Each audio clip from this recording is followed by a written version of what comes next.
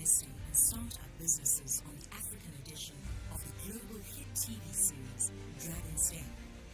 Having noticed a glaring problem, the entrepreneurs that raised funding were predominantly male and white, whilst the country had a challenge of investing in disadvantaged groups. However, black entrepreneurs, not having the benefit of exposure to commercial tenants, were battled to participate meaningfully in venture capital systems. So, we founded My Broker and launched our first accelerator, which drew over 4,000 applicant hopefuls. Over the past 5 years of our existence, we've had over 80 growth businesses graduate from our accelerator, touched over 2,000 businesses through our live masterclasses, and have the fastest growing VC brand in Africa. To sponsor our masterclass series, speak to our origination team. This is our story. We exist for the entrepreneur.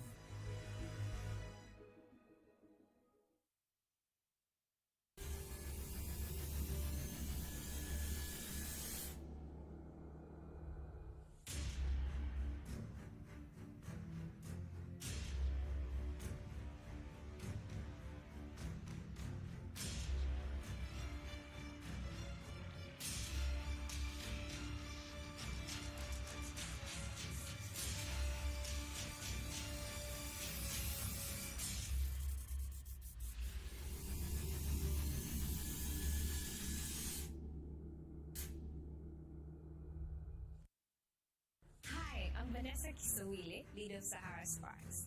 This year's event is looking to explore what is in store for Africa after 2020. This year has been one of a kind. It has brought unprecedented events.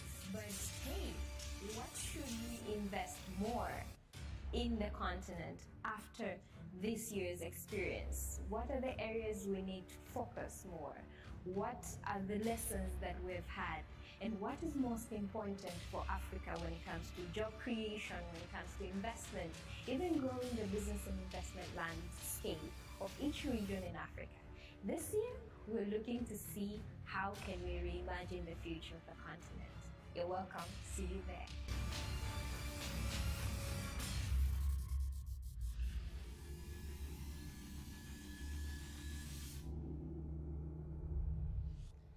Hello everyone, my name is Juman Ntabarike, the CEO and co-founder of Sahara Venture. I'm excited to be here. As you already know, the season of Sahara Sparks is here, and Sahara Sparks 2020 reflects on what next for Africa after a very challenging year with COVID-19 and all other chaotic situations. The aim of the event this year is to think as optimistic as possible on what should we do next as a continent. What next for the health sector? What next for the education sector? What next for the general economic perspective of the continent after a very, very challenging situation? Governments were forced to make decisions between bettering economies or supporting the health ecosystem. Those kind of conversation is what we're expecting to have at Sahara Sparks. Before I announce our main co-organizing partner for the event this year, I want to talk a bit about what are we aiming to achieve with our partners this year. Already, you know that Africa innovation ecosystem has been growing so fast. We have more than 600 technology hubs mushrooming across the continent. But with all that is happening, there's still one major puzzle to solve: lack of seed stage and growth stage investment capital. That's one of the challenges that needs to be addressed and needs to be addressed quick. Most of our local investment firms are struggling to raise funds. We don't have as many as possible seed stage investors. Most of the companies are still struggling to get to a stage where they can be investor ready. What needs to be done so that we can be able to build a strong investment landscape in Africa to support early stage businesses and SMEs? That is what made us and My Growth Fund to come together to have this conversation this year during Sahara Sparks, but also to encourage other people in other ecosystems in Africa to come on board with us. Please Don't miss a chance to have this conversation with us. This year, we are looking forward to see you at Sahara Sparks 2020, Africa Beyond 2020. Thank you.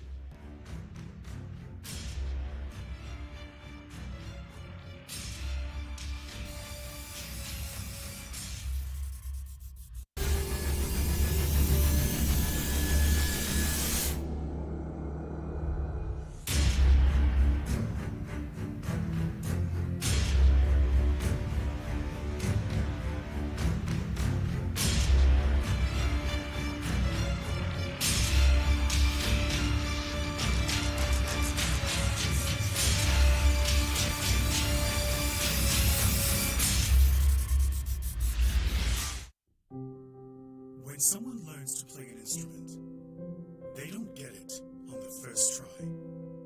They fail. In the beginning, they fail many times, but they don't stop. They keep playing through the failure. They keep putting in the work. Then, one day, they don't fail at all. That's what entrepreneurship is. It's pushing through failure after failure after failure. And most importantly, you need the right teachers who can recognize the failures so you can learn from them. That is where One comes in. One, come fail with us.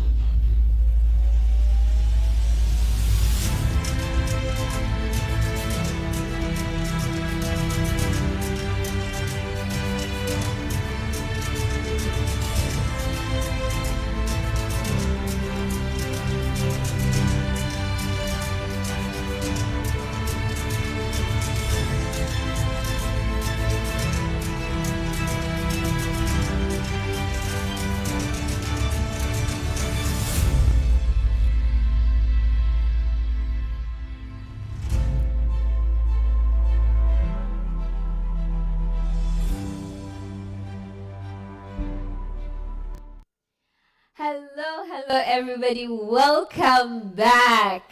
So it's another beautiful day during the Sahara Sparks season. Can you imagine we're actually at the peak of the season? It has been an amazing day. We had a great morning to start up with the team.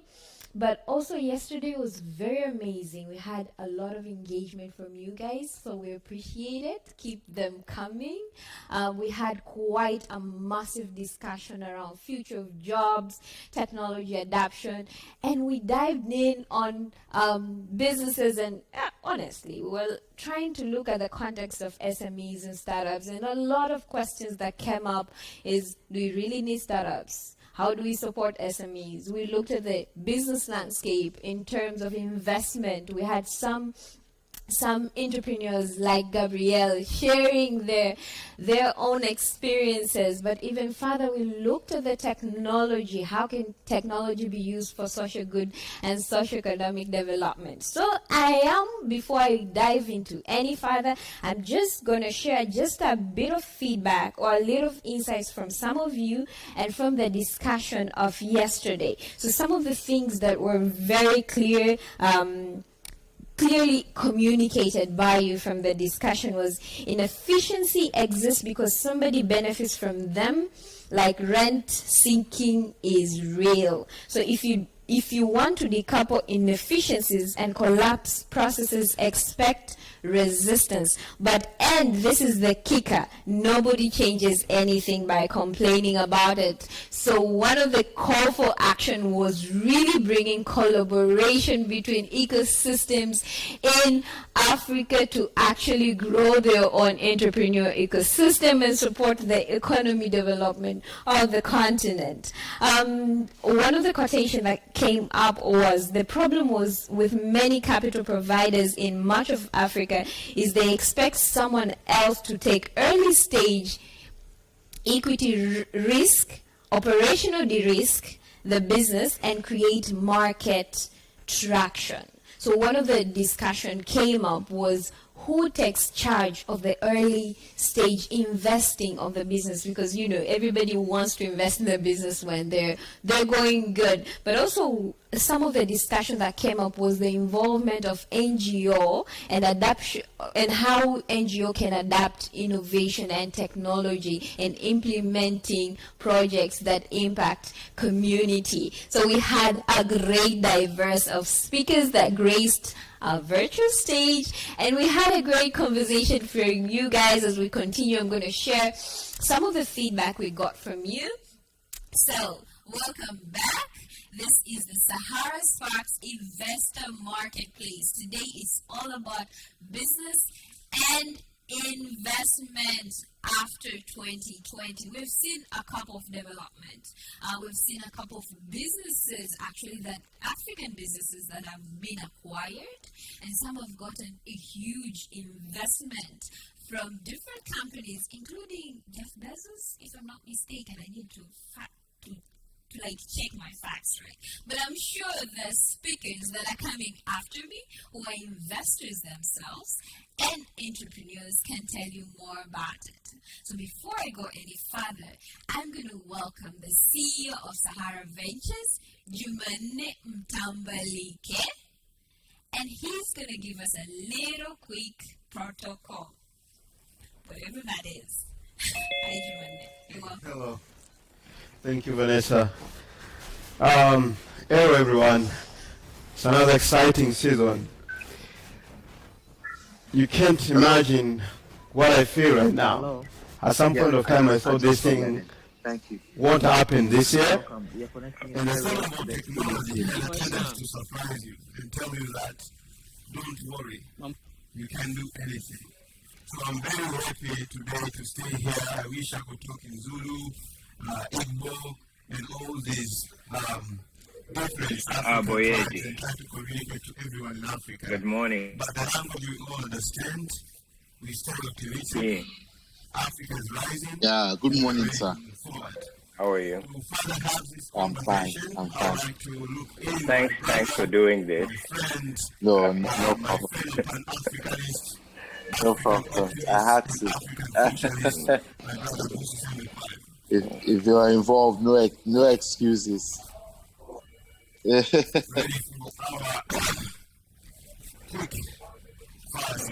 So, while we're waiting for them, I just thought I'd touch on how we're playing our 20 minutes. Mm-hmm. We're looking, the theme is investment landscape in Africa post-2020, essentially post-COVID. And I just wanted to break it down into three areas: where we've come from, circa starting in 2010 till now, what's happening today, and then finally, sort of the last 10 minutes, what you see coming ahead. hey, Does that make sense? do you expect to do these things this year? Will you be expecting to host Sahara Sparks 2020? Yes, that makes sense. My That makes response sense. would have been, I'm not so sure. I remember we went live and announced to the public, I think somewhere around So May, that for the the event beginning is not part, happening this year. how we went And from all of a 100 sudden, we million in went public and 2015 say, to 2 we're going to billion do the event. And then we last had to year, run the but public the statement fact that saying, that's still we had less to than do a 2% of what's whatever happening in the US documentation. alone. So it has been a lot of learning, Set it in also from our context. side. And I believe The this is key also true players for our like partners. financial inclusion, And soon we'll be online and joined mobile with consumer my brother services, who's in the podium. so All of our touching on fintech, conversation health will be tech, that. ed tech, So that, what that, that. next after What's happening 2020? with those? Can Who's we still getting what capitalize on today? technology Then in I this way? Yeah. We need sort Okay. of, our approach to That's grow that's. So moving what's the forward. format? Would it be a conversation? So So I like prefer me it and to you be. would be talking, or each of us would just make a few remarks and then we'll go into Q&A. No, I think I prefer a conversation. We've overdone this talking to people. Let's talk to ourselves. And then people can glean off of that. let's take a quick break and then we'll come back when my brother joins in. Okay. Okay. You're muted, but I think I got most of what I'm you said. unmuted. I think I'm unmuted again. So the final piece for me, though, where I want to end is really to talk about the name you're bearing right now, Future Africa, which is really what it's all about. When someone learns to play an instrument, they don't get it on the first try. They fail. In the beginning, they fail many times, but they don't stop. They keep playing through the failure. They keep putting in the work. Then, one day, they don't fail at all. That's what entrepreneurship is. It's pushing through failure after failure after failure. But most importantly, you need the right teachers who can recognize the failures so you can learn from them. That is where one comes in. One, come fail with us.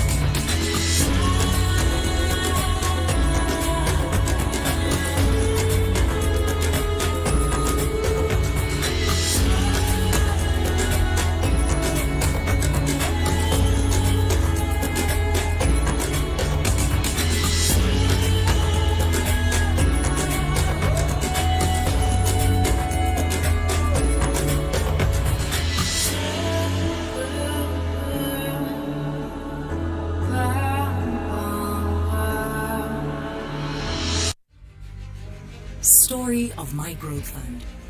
Vusi Temegwayo founded My Growth Fund after investing in startup businesses on the African edition of the global hit TV series Dragon's Den.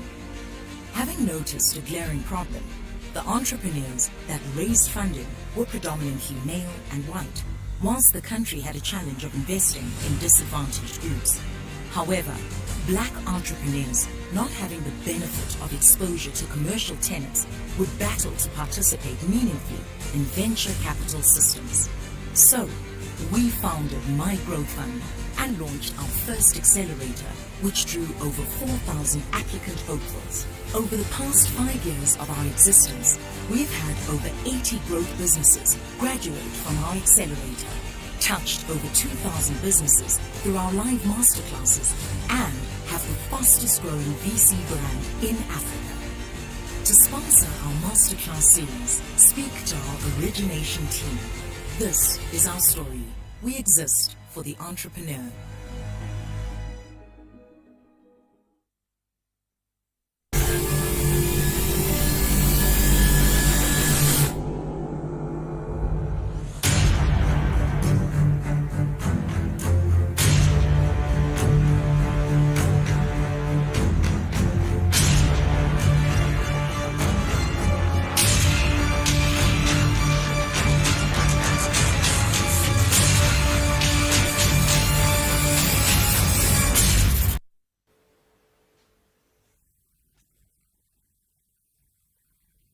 We're back again. It's kind of exciting. It's a new experience for me.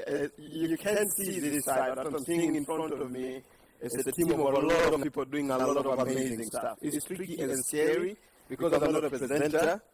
I'm an entrepreneur. But again, it is what it is. We need to cope up with these times of uncertainties. So again, I'd like to welcome my brother, Vusi Temegwayo, the founder and CEO of My Growth Fund, so that we can kickstart this fireside chat. Welcome, Vusi. Hey, my brother. You well?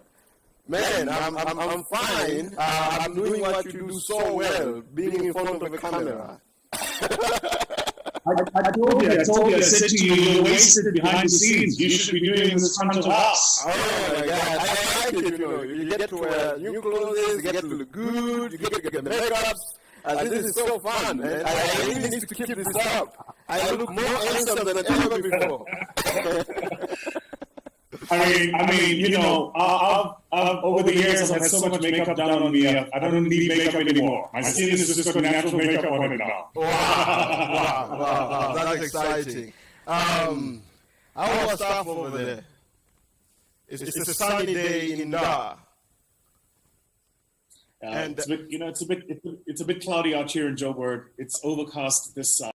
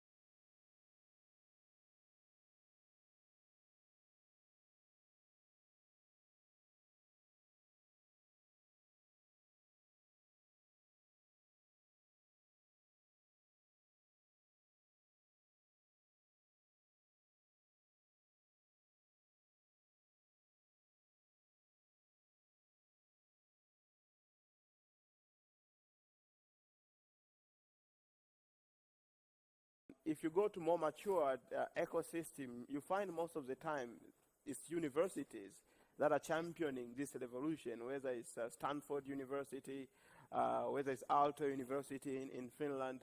What do you see? Who is at the core of the Africa entrepreneurial ecosystem where they can act as a hub to bridge the gap between different players so that we can have a stable ecosystem within Africa? Should it be universities? Should it be enablers like hubs and accelerators? And if that is the case, do you have any ideas on how we can be able to execute that?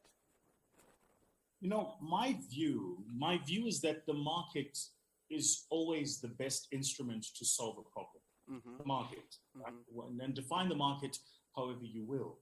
So I think, even, by the way, even in South Africa, we've started to see universities get really involved in this space. A lot of the graduate business schools in South Africa have some other offering that has to do with incubation, or they don't quite yet understand acceleration, but certainly on the incubation business support side, they have one or two strong propositions that they're offering. In my mind, actually, I think that this space is going to continue to be dominated by people like yourself and people like CK, who understand the space well and who understand how to build a product of value that a client is willing to pay for. But the question becomes, who pays for it, right? Yeah. So the product is clearly a product of value. But the question becomes, who pays for it and makes it more sustainable? I don't expect we'll migrate towards academic institutions taking a center place in this space for a couple of reasons, but predominantly because in the US, academic institutions took that place because academic institutions was where the IP sat. Right. So, you know, if Mark Zuckerberg founds a Facebook whilst at Harvard, you know, Harvard has a percentage of the IP. That's not the case here. So the reason you found a lot of universities into this space was purely because they were into the space because they seeded a lot of the actual early stage, particularly technology businesses. So if you think about the history of Stanford and who Stanford was and how he created Stanford universities, you think about how they first found silicon in Palo Alto, then how it became Silicon Valley. All of those things kind of merge into the space where the university actually became the place where the founders were founding businesses. That's just not the case for Africa. Founders are founding businesses in townships and rural areas, in slums. That's where founders are founding businesses. So I don't expect that academic institutions will play a predominant role in that because they're not at the heart of the action. I think incubators and accelerators like yourself and the good work you do at Sahara Ventures will continue to dominate that space. That's my own expectation. Wow, the only question left, who's going to pay the piper, right? So who's going to make available the capital for us to do this work at scale? And on that, the jury is still out. Brilliant. So as we are wrapping up and moving towards the end, someone, I think it was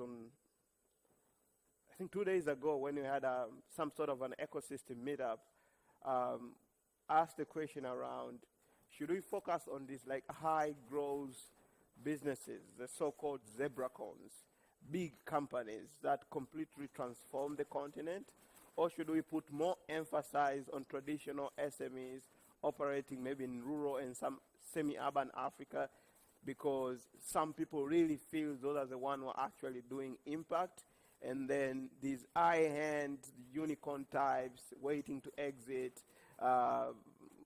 scaling approach might not be working so well for Africa. So what's your thought on this? I don't think it has to be either or. I don't see that those two are mutually exclusive. I think we can do both. Again, I'm a free market Keynesian economics guy. I genuinely believe in the power of the free market, right? And so whilst there's no such thing as a pure free market, I think that you can get instances where you're really, really close to that. And so those kind of fundamentals, you just get back to the first principles of how free markets work.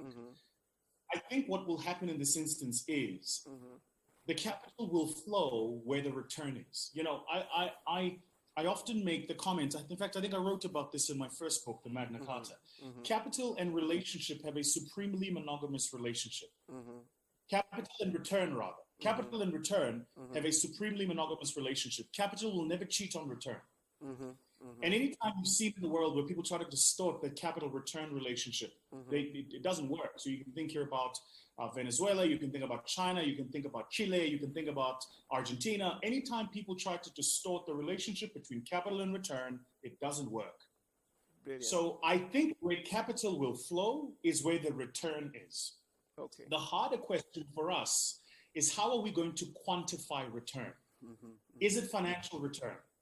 Is it the softer issues around economic transformation, around being better to the planet, around sustainability, around access to whether it's healthcare, education, financial services? How are we going to define what return is? But what I know for sure is once we've defined what return is for us, then that's exactly where the capital will flow. That's just the way the instrument of capital works.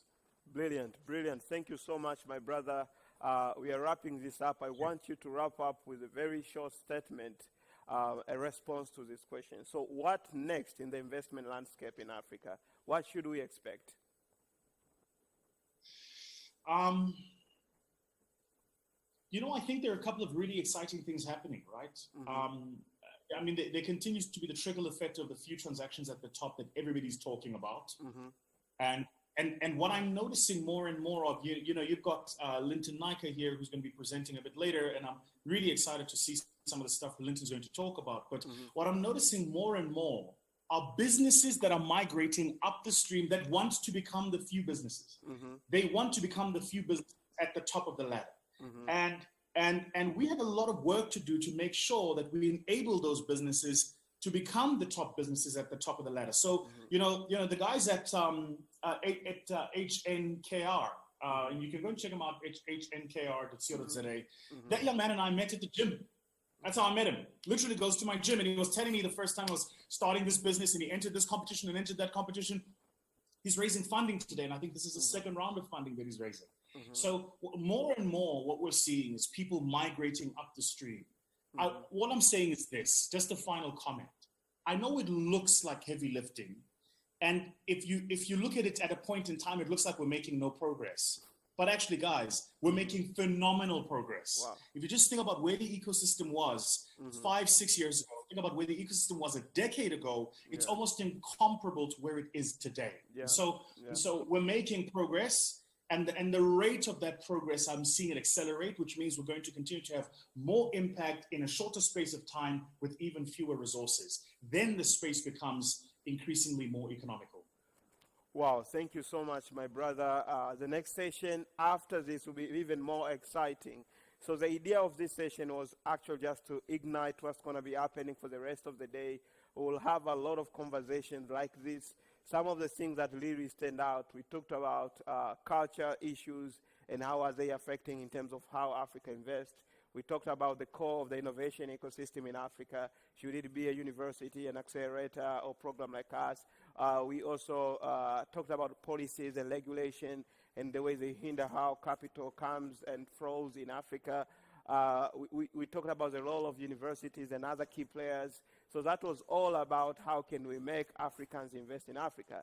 The next session is more focused, more narrowed, and it's a very interesting session. The reason it's very interesting is because of the two people who are going to be part of that session. The first person is a person I really respect a lot.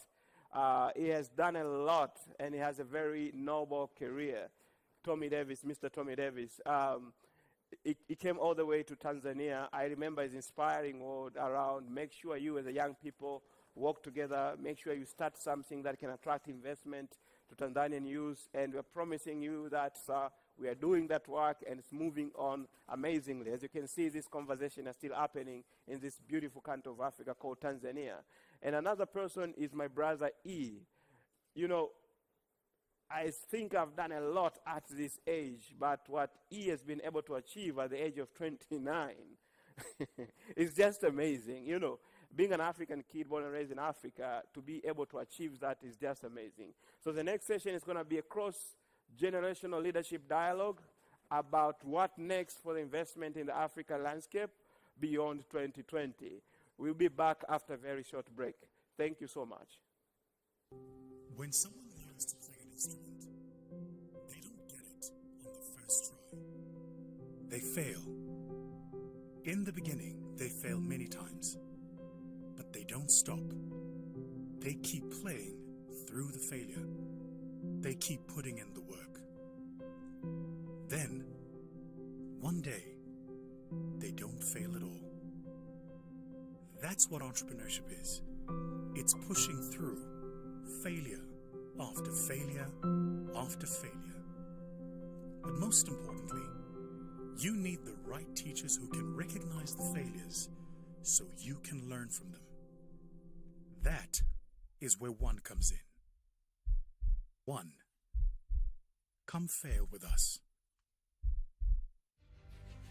Story of My Growth Fund. Vusi Tembegwayo founded My Growth Fund after investing in startup businesses on the African edition of the global hit TV series Dragon's Den. Having noticed a glaring problem, the entrepreneurs that raised funding were predominantly male and white, whilst the country had a challenge of investing in disadvantaged groups. However, black entrepreneurs, not having the benefit of exposure to commercial tenants, would battle to participate meaningfully in venture capital systems. So, we founded My Growth Fund and launched our first accelerator, which drew over 4,000 applicant hopefuls. Over the past 5 years of our existence, we have had over 80 growth businesses graduate from our accelerator, touched over 2,000 businesses through our live masterclasses, and have the fastest growing VC brand in Africa. To sponsor our masterclass series, speak to our origination team. This is our story. We exist for the entrepreneur.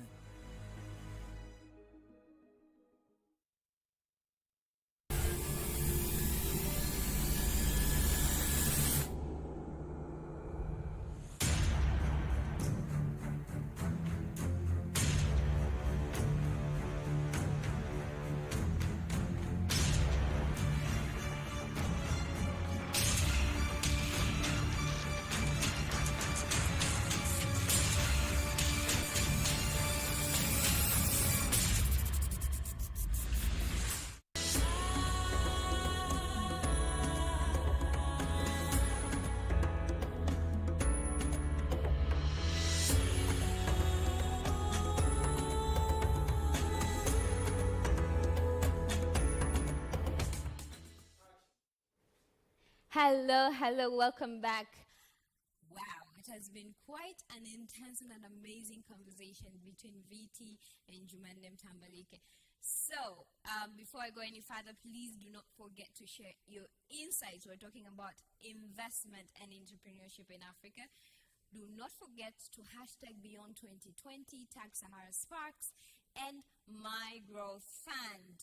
So there's a lot of discussion that have been going around, but most important is what we have seen is what is the future of the investment landscape in Africa.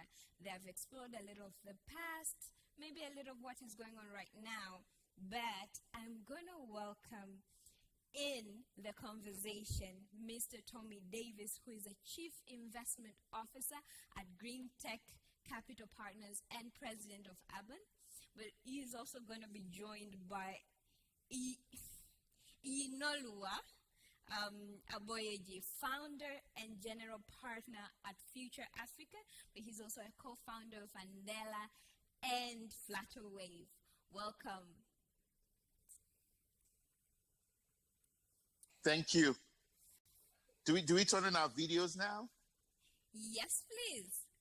It'll be Awesome. good to see you guys. Okay, great stuff. It's E! Hey, Vusi, how you doing? How are you, brother? Oh man, it's busy out here. When we see you in Lagos again, huh? So we can fill a stadium. Very soon, I promise. Very soon. Okay. Looking forward to it.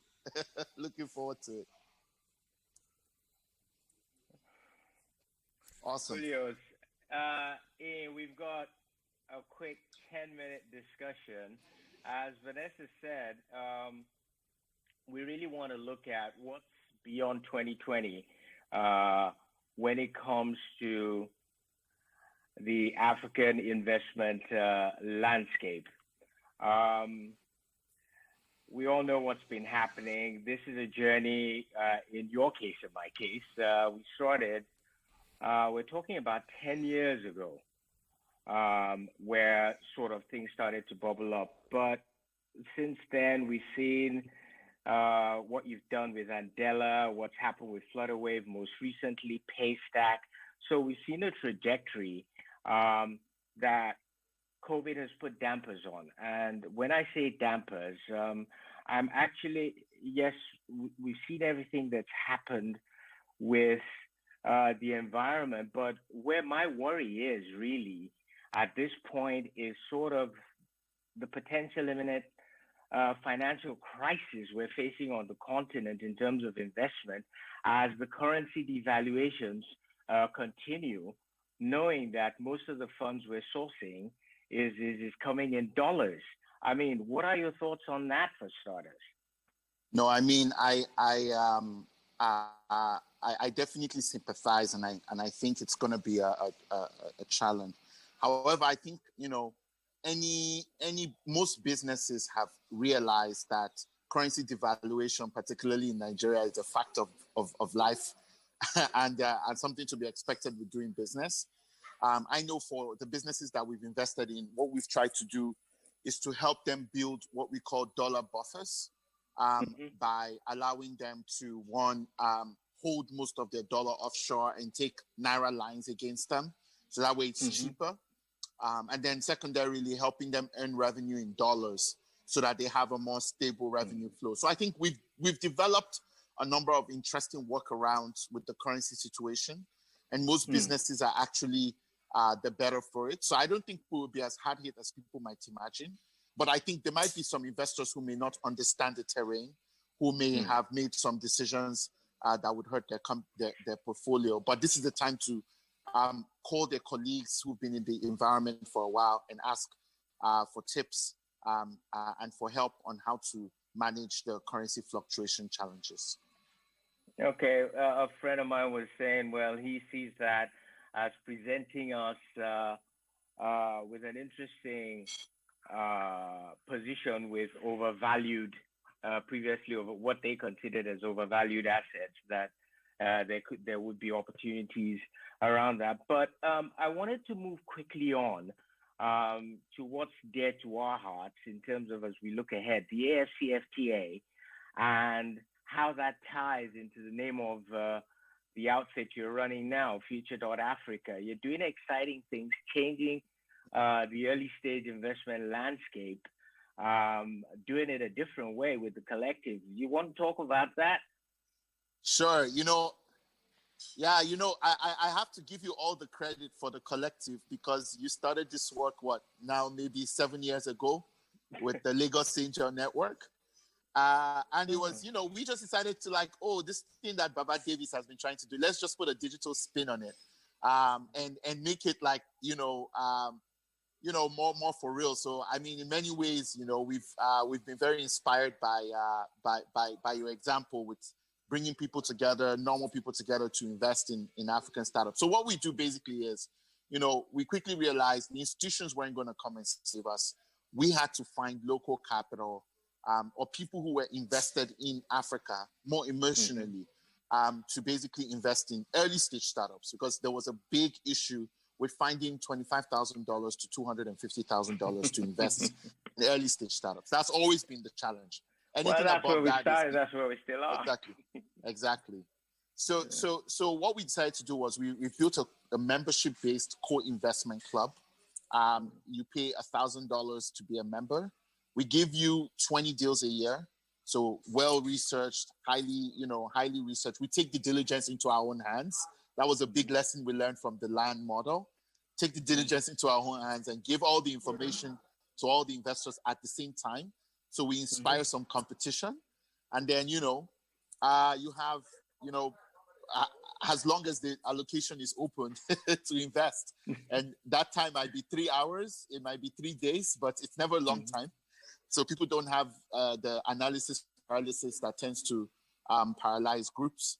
And that has worked really well. Last quarter, we're able to deploy $1 million in capital to companies. We never imagined we'd be able to do that. In a and then quarter. in one quarter. In one quarter. To 9 companies in one quarter, writing checks of between $25,000 to $250,000. For those who don't want to be, who don't have the patience for competition, we have the rolling fund. So every quarter you put in whatever amount of money you want to, and on the basis of that we'll invest in all. You're invested in all the deals we invest in for that quarter, and if there's any funds remaining, you roll over to the next quarter. So that's basically how we've adapted the Lagos Angel Network model and made it digital. I haven't met more than 5 members of the collective. I barely know them, except via KYC, because we do a lot of KYC. But the work speaks for itself, and that's the thing. The work speaks for itself, which is why people buy into it. And I'm glad that we've got members in the syndicate that are in Future Africa, exactly, and vice versa, because I'm trying to share with people the fact that the nature of investing is changing. And really, at a deep fundamental level, it is the local investors who need to get first dibs, but supported by wide as possible audience. And that's why I like the KYC you're doing on the investors, but also the due diligence you've pre-done in terms of the investment. Now, I wanted to move quickly because we've only got a few minutes left on to look at the industries themselves. I mean, let me just reel you very, very quickly some stats that are useful. FinTech is red hot. It took 836 million in terms of inbound investment of the 2 billion we got last year. And that's all around financial inclusion. You've got off-grid tech, you've got insurtech. Then we've got online mobile commerce. So I'm talking e-commerce, ed tech, and that lot. Seen another nearly 600 million come in.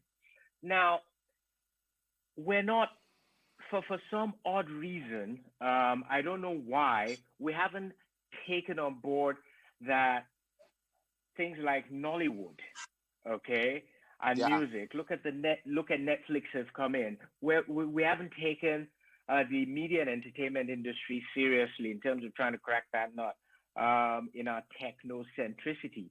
What industries do you see now? We've got the death of high touch industries and the rise of logistics and healthcare and what industries are you seeing or are you planning to play in going forward?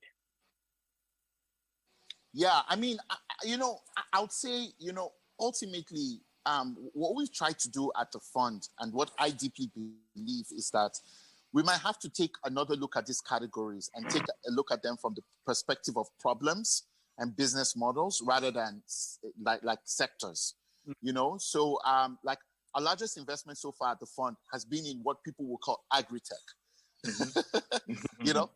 We invested in call it essential, but go ahead. Yeah, exactly. You see, so I mean, we just tend to look at these things from the point of view of problems.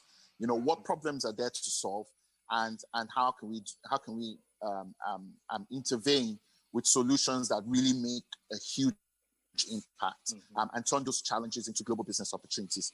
So, I mean, for us, we're looking at all the areas. We're looking at crazy ideas, agri-tech. We're looking at hardware. We're looking at health tech.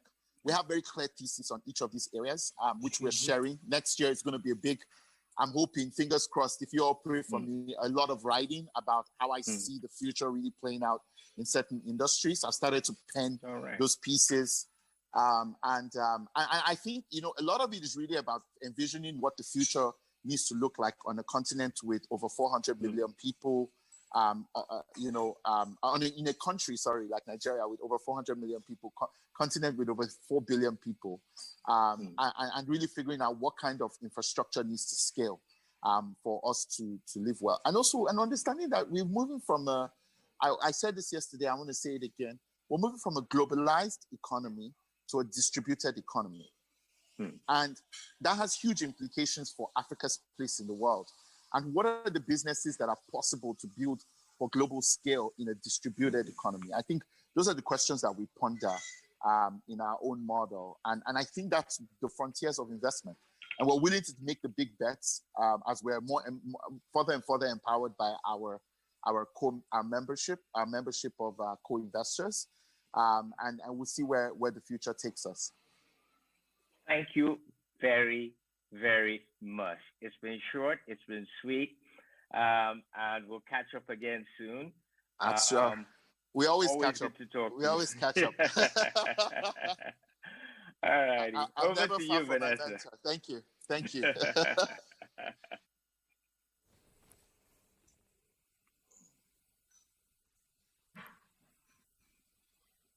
Thank you very much, Tommy and E. It has been quite an interesting discussion.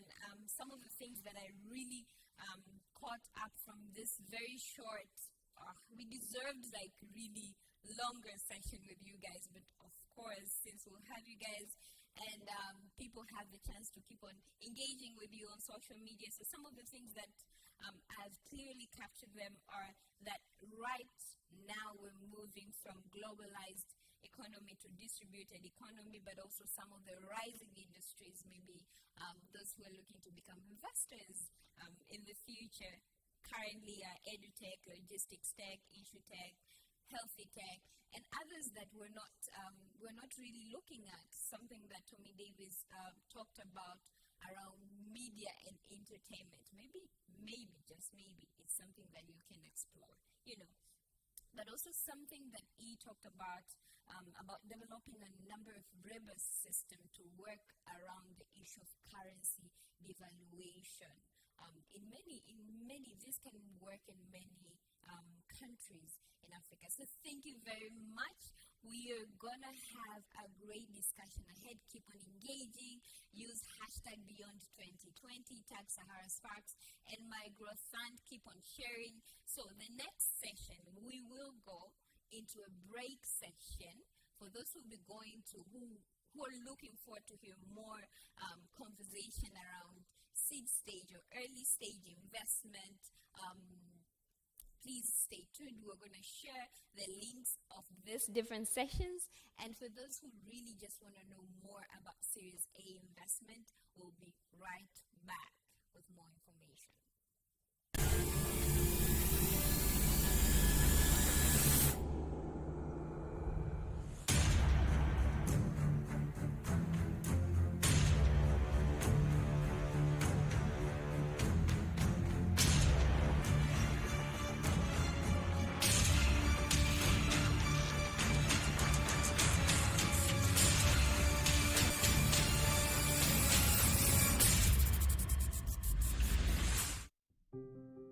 When someone learns to play an instrument, they don't get it on the first try.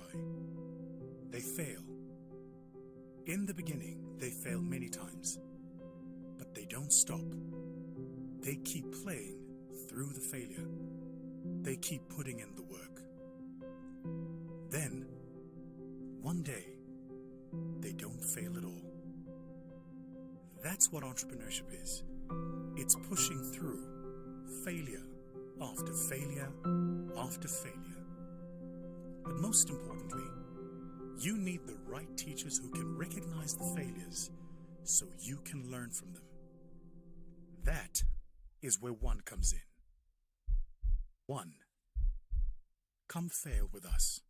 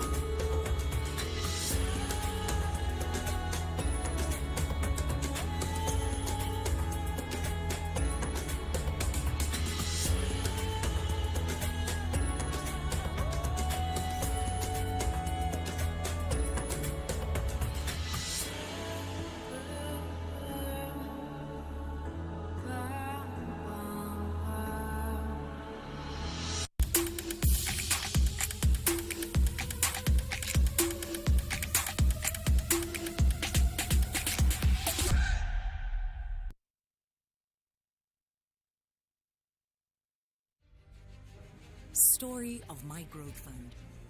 Vusi Tembegwayo founded My Growth Fund after investing in startup businesses on the African edition of the global hit TV series Dragon's Den. Having noticed a glaring problem, the entrepreneurs that raised funding were predominantly male and white, whilst the country had a challenge of investing in disadvantaged groups.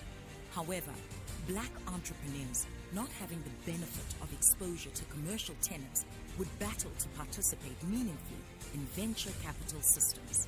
So, we founded My Growth Fund and launched our first accelerator, which drew over 4,000 applicant hopefuls. Over the past 5 years of our existence, we have had over 80 growth businesses graduate from our accelerator, touched over 2,000 businesses through our live masterclasses, and have the fastest growing VC brand in Africa. To sponsor our masterclass series, speak to our origination team. This is our story. We exist for the entrepreneur.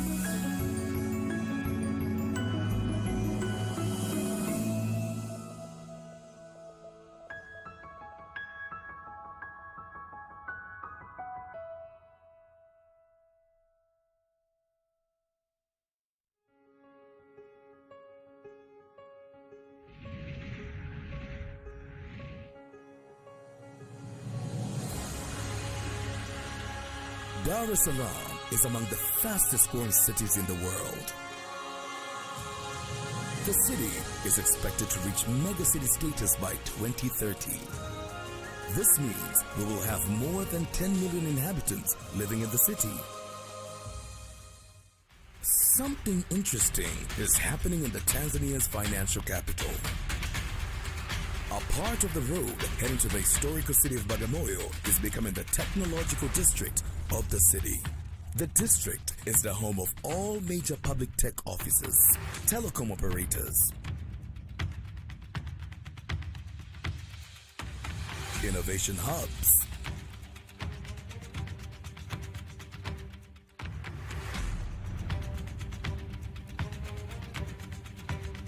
financial institutions, research agencies, and the College of Information Technology of University of Dar es Salaam. Startup companies and tech-driven businesses are moving to the area. The future is here. Organically, the district is championing Tanzania's efforts towards digital transformation and the fourth industrial revolution, creating a generation of new businesses and equipping youth with future skills. Join us and be part of the exciting journey by helping to promote, Invest and accelerate the growth of the district, the growth of Silicon Dar. You can follow the movement via www.silicondar.org.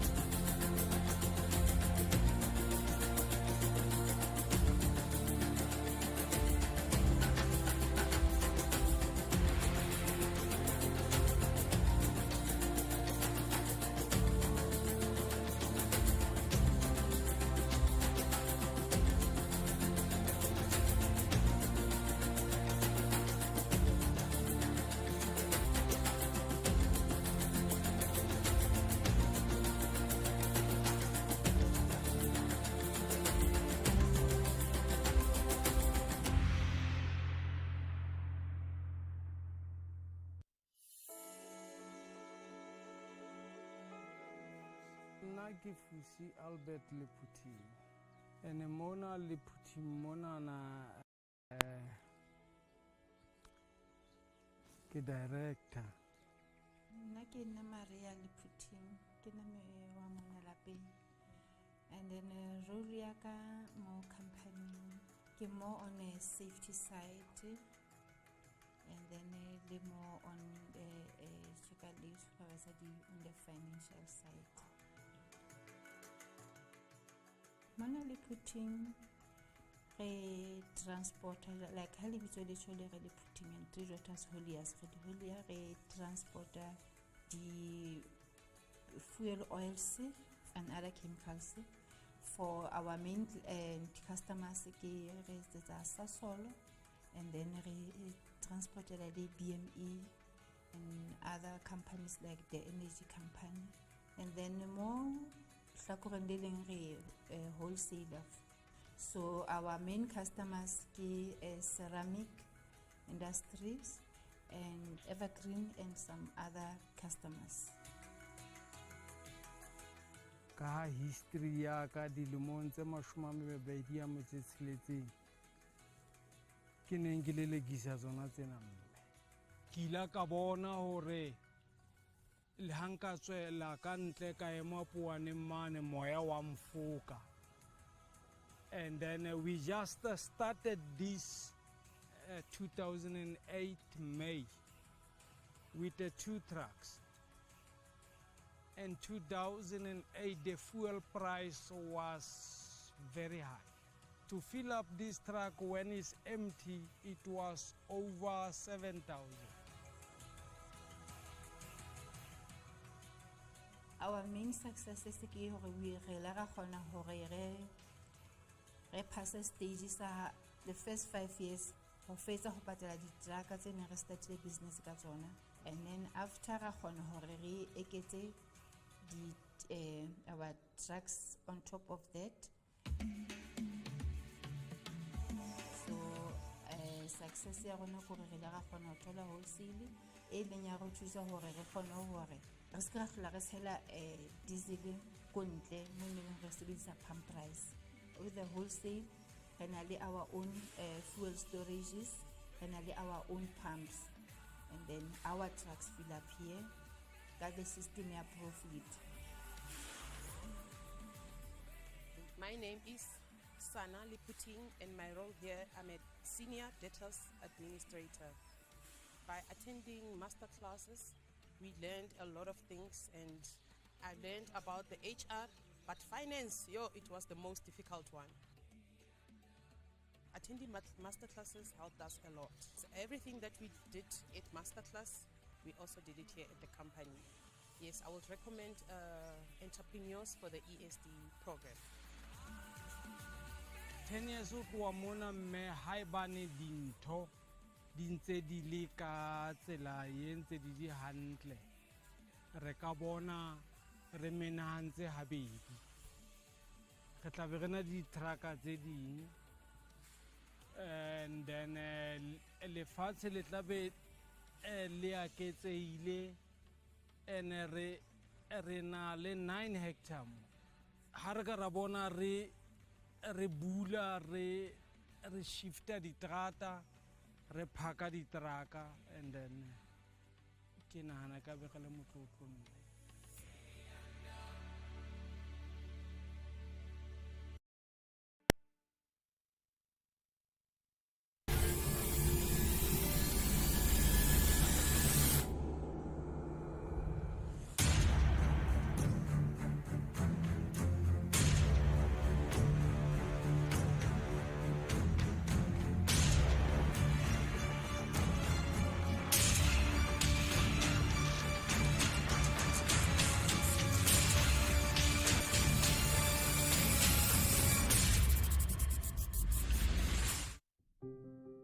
When someone learns to play an instrument, they don't get it on the first try.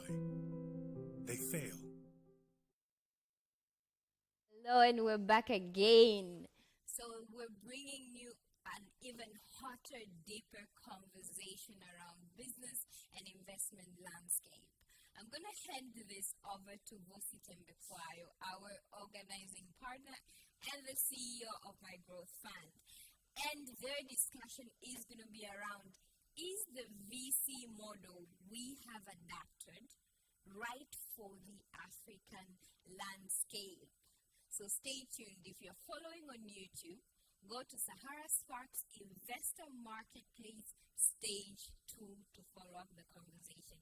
And do not forget to share your insights and comment with #Beyond2020. Welcome, Vusi. Thank you. No more ads. No more ads. Like, let's get going with the action. Here. I second that one. Right. Okay. So I actually want to get right into it. We've got phenomenal people in this discussion, and I'm looking forward to engaging with each of you. Real, who joins us based in Cape Town from Exio Capital. Zach, who's well known to everybody in the community, Startup Bootcamp Africa, and now, of course, raising his own fund. Jim, you're joining us in Tanzania, am I correct? No, I'm not. I'm joining you guys from Johannesburg. Okay. Oh, good man. When this is done, you and I will have a social distancing coffee, and I promise we'll keep our social distancing. And of course, Audrey, who's busy doing work now with Anza Capital. So there's a lot of us in this conversation. Rob is in the discussion, and we'll get into everybody else who's joined us in this discussion. I actually want to start want to get right into the heart of it, right? Ticket size. So Zach, I know that this is a discussion you can relate with. So the argument you and I have had was this: the ticket sizes where there's a biggest gap of capital is not economical for funds, right? And you then said to me, dude, it actually is economical. You just got to find the right model to do it. And I was like, nah, I don't buy it. Buy me a second cup of coffee and let me see if I can get my head around this. Then this morning, I just heard E. I get it. Then this morning, I just heard E go, the gap you were talking about is exactly the gap that they've identified at Future Africa. And I in this conversation, you got somebody like Rob who runs Invest Africa. You got Real, who's a partner at Exio. These guys have tons of money. By the way, Real can just sign a check here for all of us, really. So are we missing a trick is the question I'm asking. Like, is there a trick that we're missing with our classical view of what venture capital should be? You're on mute. Sorry, that's the phrase of 2020. You're on mute. Absolutely. Sorry. VC, who are you asking? VC? That question is directed at Zach, and then Rob, I want you to jump into. Okay. Okay, awesome. I'm glad that we heard from E and Tommy, both very close friends of mine in Lagos. So what E and I are doing in our respective funds are a big gap in the African market. So as an example, I was one of the first backers of E at Flutterwave. I wrote him a check when he just gotten out of Y Combinator. Back in 2016, Flutterwave did not have a single, or not a single. It had less than 2% of the cap table outside of the founders were from African investors, right? And I was one. I was one of his first African backers back then. The problem is, once you get to a Series A stage, like a Flutterwave or a Paystack or a Sendy or a Paga or an Mcopa, everyone and their mom wants to give you capital, right? Because you had that article on TechCrunch, you're on Crunchbase, and suddenly all the funds in the US wake up. But guess what? They're going to pay a good price for you, right? So most Series A good African tech startups, the valuations pre-money start at 10 and go all the way up to 50. These are anecdotal evidence-based decisions. Facts that we've seen over the last 4 years. So if you want to invest in Flutterwave and make a 10x on your money, and you come in at Series A, there isn't much upside for you as an investor, right? So the whole point is but at the same time, people will say, of course, investing in seed is risky. So you've got to understand, how do you effectively de-risk yourself at seed and at the same time enjoy massive valuation upside? And one of the ways of doing that is by working. I mean, I'm glad that you and in your chat, you mentioned Y Combinator, you mentioned Techstar, Startup Bootcamp. Accelerators really help de-risk ventures prior to their Series A rounds of funding. And by far, the biggest gap in funding on the African continent today is pre-Series A. We've had $2 billion of venture funding last year in Africa, and 85% of that went to Series A, Series B, and Series C rounds. And seed funding in Africa it was mostly friends and family and angels. And Jim on the panel here is a fantastic angel investor in Africa. But it needs to be more democratized. It needs to be more institutionalized, because angels have money, they've got networks, but what angels don't have is they don't have leverage, right? And structure. So if you have a seed fund for the continent that acts like that leads seed rounds, and groups in angel investors to create the million. I mean, the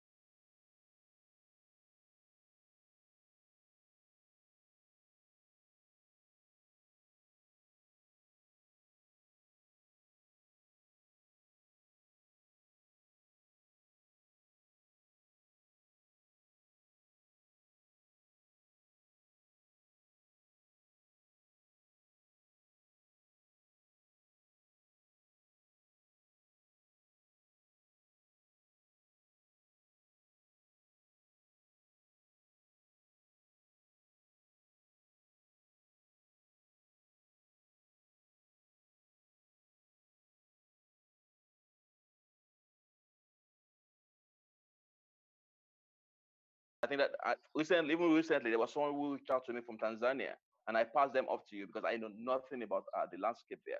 But I think that's the first thing, trying to do from an investor's perspective, being able to find good deals in countries where you are not in, right, without the aid of people on the ground.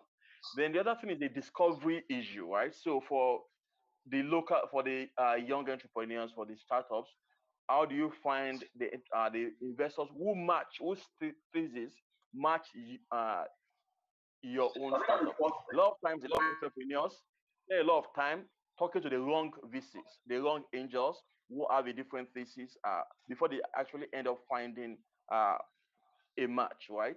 Then lastly, I think it's also about the quality, right? The quality of the entrepreneurs too, because in most cases where I've seen very good deals, they don't even last. You know, they just go up like that.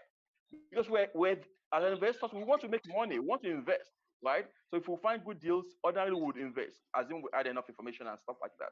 So I think a lot of times it's also about the quality of the entrepreneurs, all right, and how to get them to the quality where we're looking for. And I think those are the kind of things I see in that space.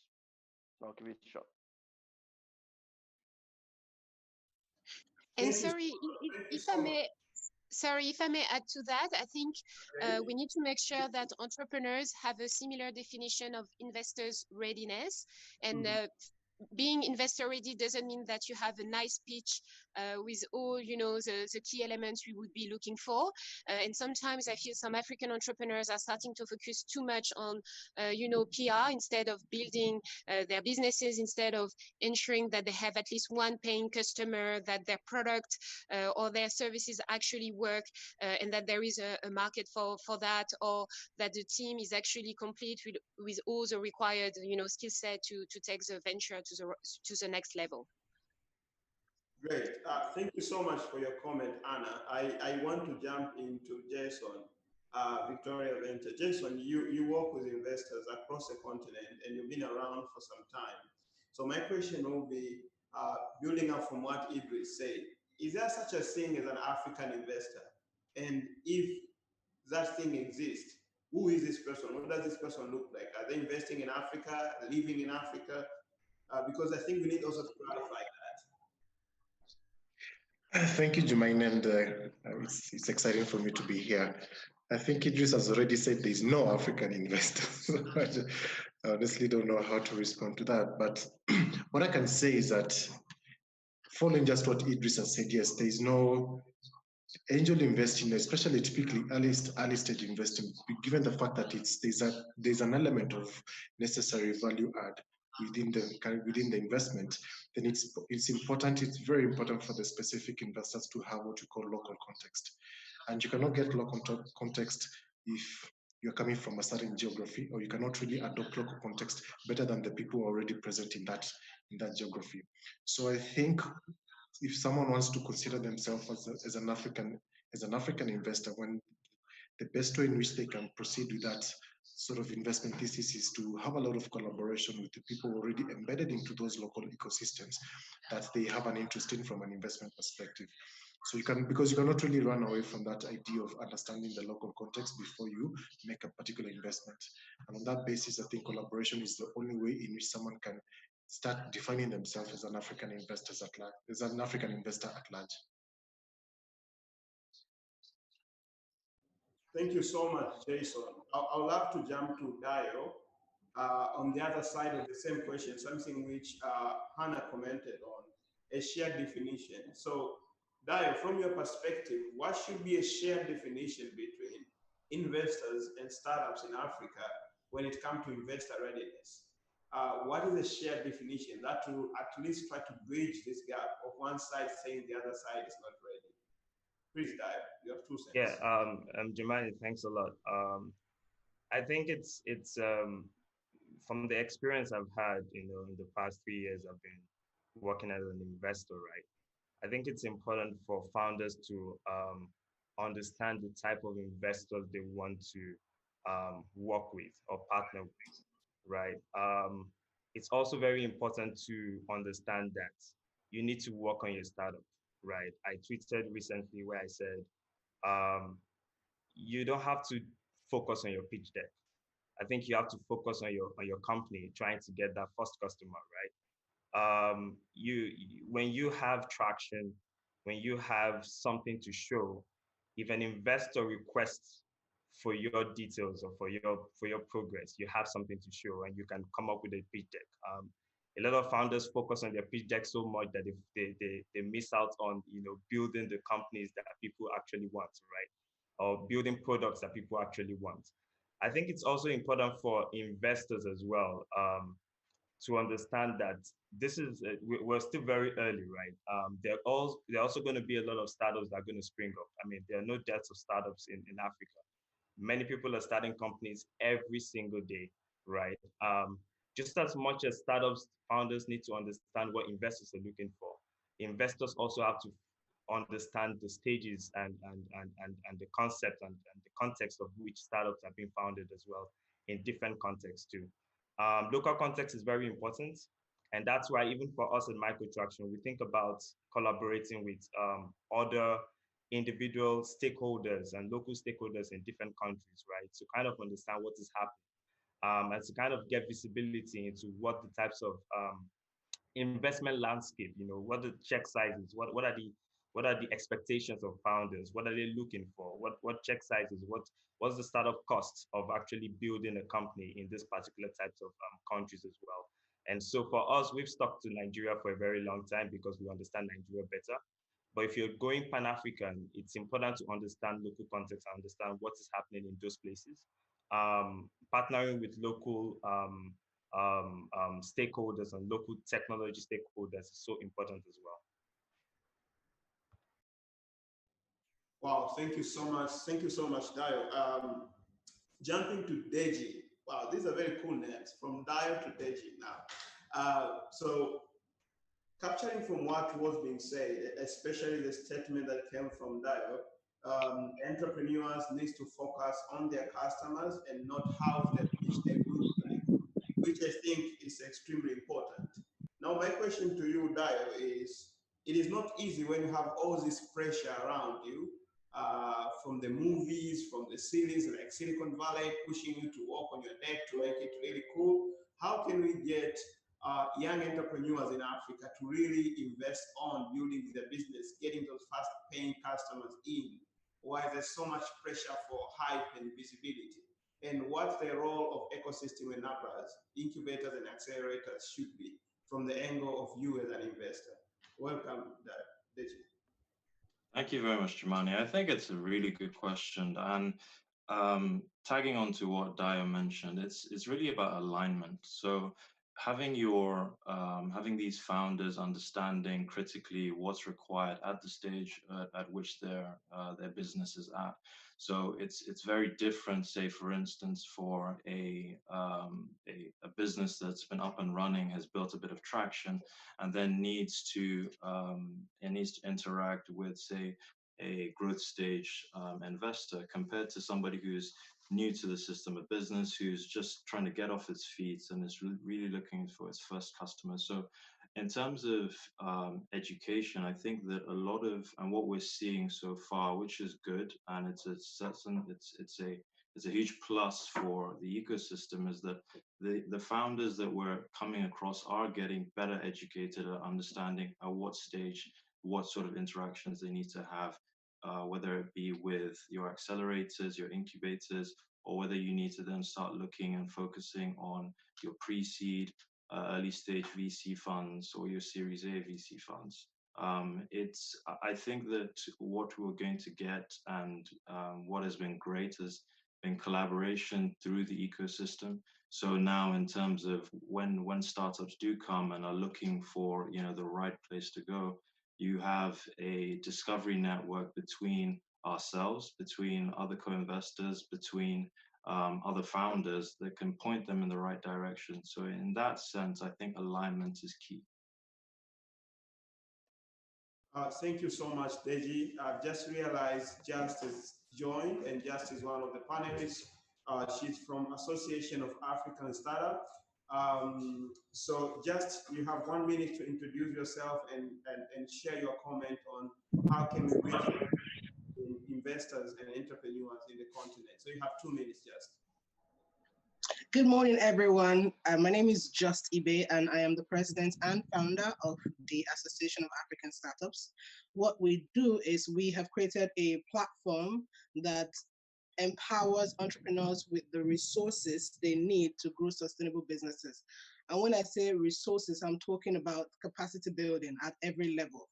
basically what we have found in Africa is that we have entrepreneurs who are to some level very hardworking, but they don't have the tools and the resources and even the knowledge to be able to play on the same platform globally with their counterparts in the foreign market. So what we did was identify key players across the continent. I'm talking about business consultants, business coaches, and people who are entrepreneurs, have done fantastic things in their different businesses to come and be their teachers, their trainers, their mentors throughout the 1 year period of being members of the association.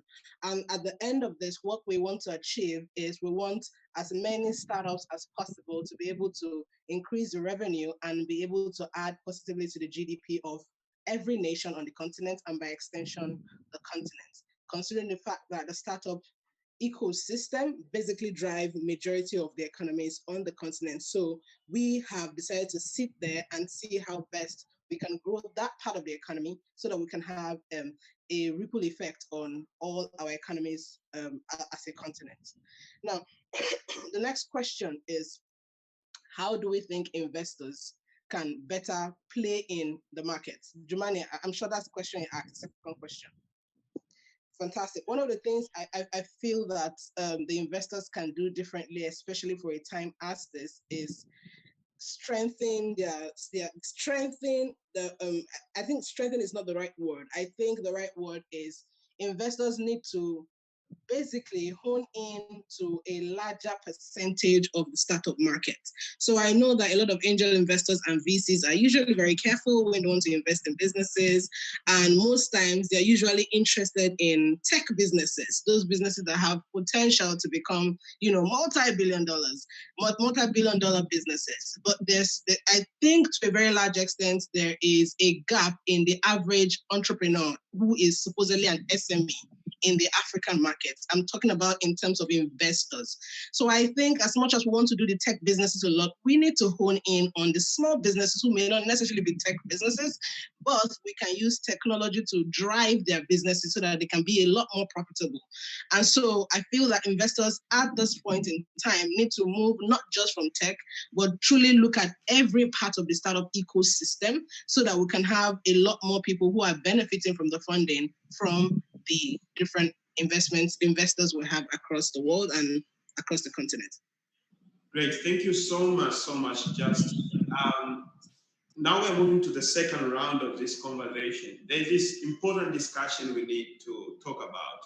So if you read recent reports from World Bank and GSMA and other publications, the number of innovation hubs across the continent has increased exponentially. I think right now is 640 plus the hubs that are existing in the continent, whether the accelerator, incubators, co-working space, maker spaces, call them whatever name you want to call them.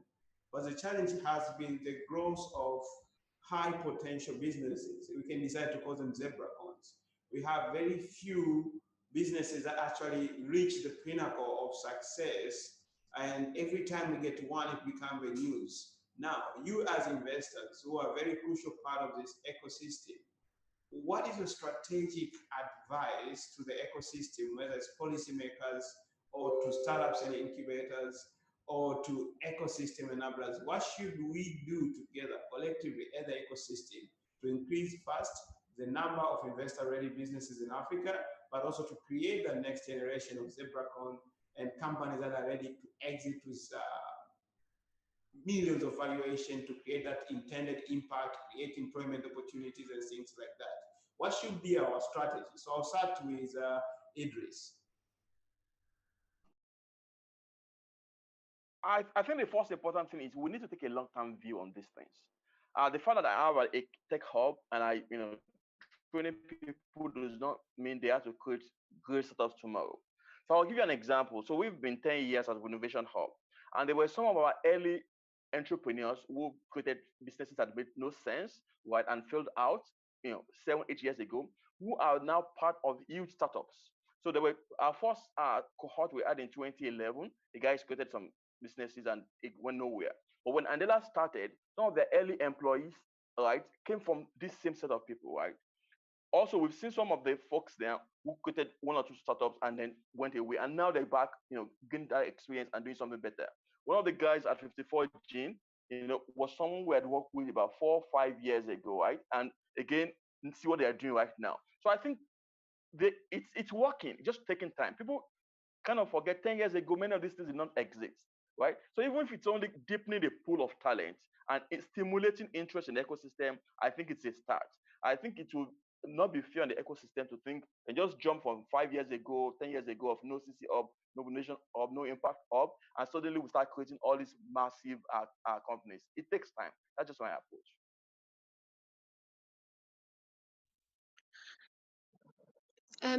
Sorry, I will just add to that. And obviously, a lot of innovation hubs, accelerators, incubators are doing a great job. But I think we need to be also a bit careful about the quality of these innovation hubs. And I think we've all heard, bad stories from entrepreneurs telling us that they joined, an innovation centers and they were disappointed by the quality of the employees. And if you have a graduate student who studied like marketing or whatever, who is supposed to set up a program and manage a program to grow your business, obviously the results will not necessarily be there.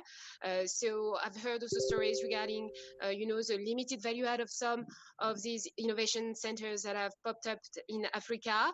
And I think we also need sometimes to question the type of deal structure that some of the innovation hubs are putting in place on the continent, taking like, just giving random numbers to make my point, but like 30, 40, 50% of, the ownership of the startup with limited value add, and then the entrepreneur is stuck. But on the whole, obviously, it's a great thing to see an increased number of innovation hubs, but we should also make sure that there is quality in that. Thank you so much, Anna. Jason, can you add anything on top of that? Yes, and I think I'll just pick up from what Idrissa said. With regards to how we can get very good businesses out there that can potentially scale across from a Pan-African perspective, I think what needs really to happen is the founders or the innovators, they need to have or come up with solutions that are based on a lot of research, and especially market research with regards to what are the problems that are out there and what are the solutions that are not available. Because a lot of them tend not to be backed up by research, market research per se. They just tend to be backed on a few experiences, and then they think that it's a big problem in itself. But research can really go a long way in helping entrepreneurs come up with the right solutions that have an African market need.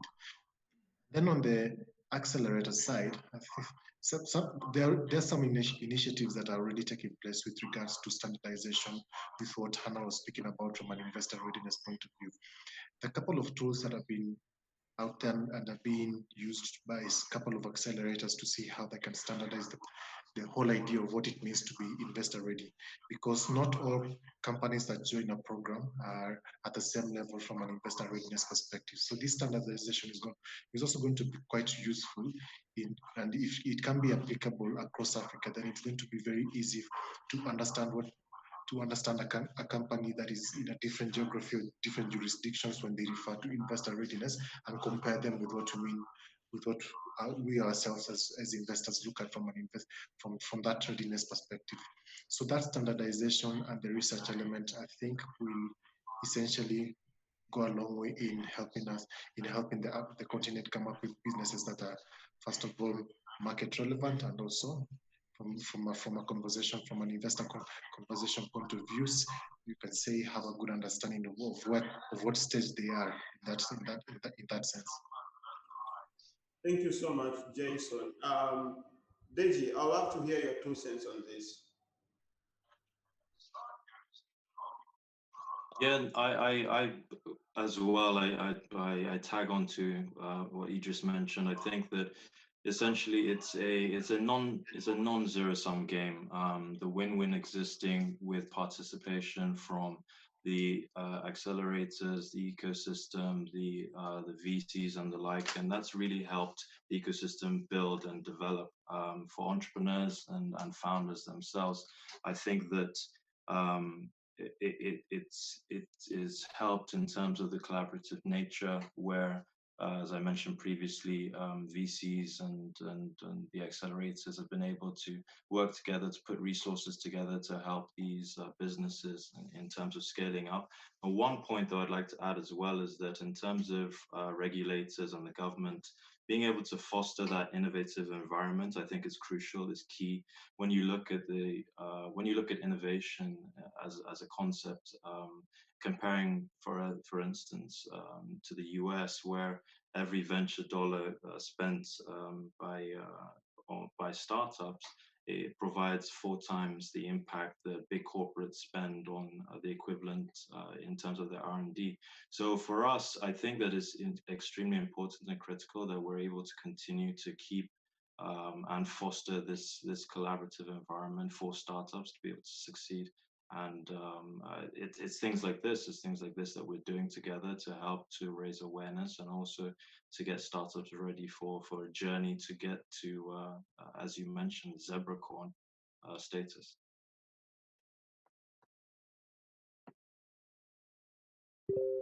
Great, thank you so much. So, Dio, you operate from Lagos. You live with these guys and you see their potential, their dreams, their energy, and where they want to go. How can we bring them into that promised land? What the ecosystem should do to achieve that? Yeah, I just want to really echo what everyone has said. I think it's a long-term game, right? Like it is very, very long-term. Every single stakeholder has a role to play, right?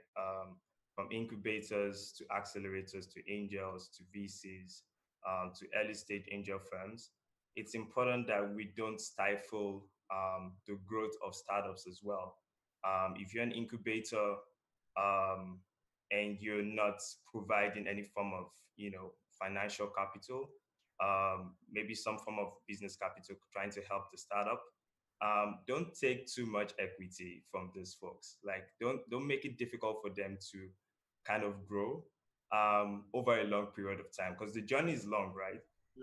It's important to note that every role that each of the stakeholders play is critical to the growth of each of the startups, right?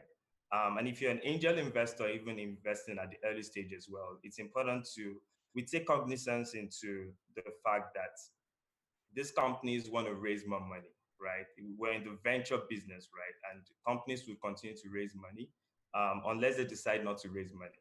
And so it's also very important to note that, you can't stifle the growth of a company by taking too much. I think it's important to note that because African investors, as in quotes, love the idea of taking so much equity early on and not giving room for even the startup founders to have something to hold on to.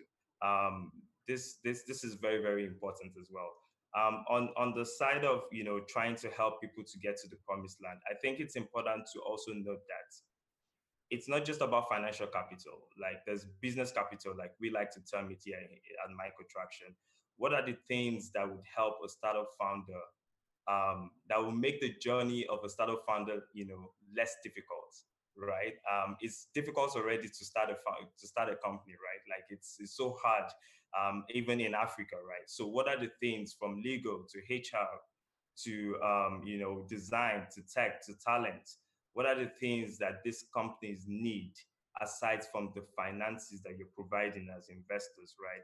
And one of the questions we like to ask founders when we speak to them is, how can we help you? What do you need? What help do you need, right?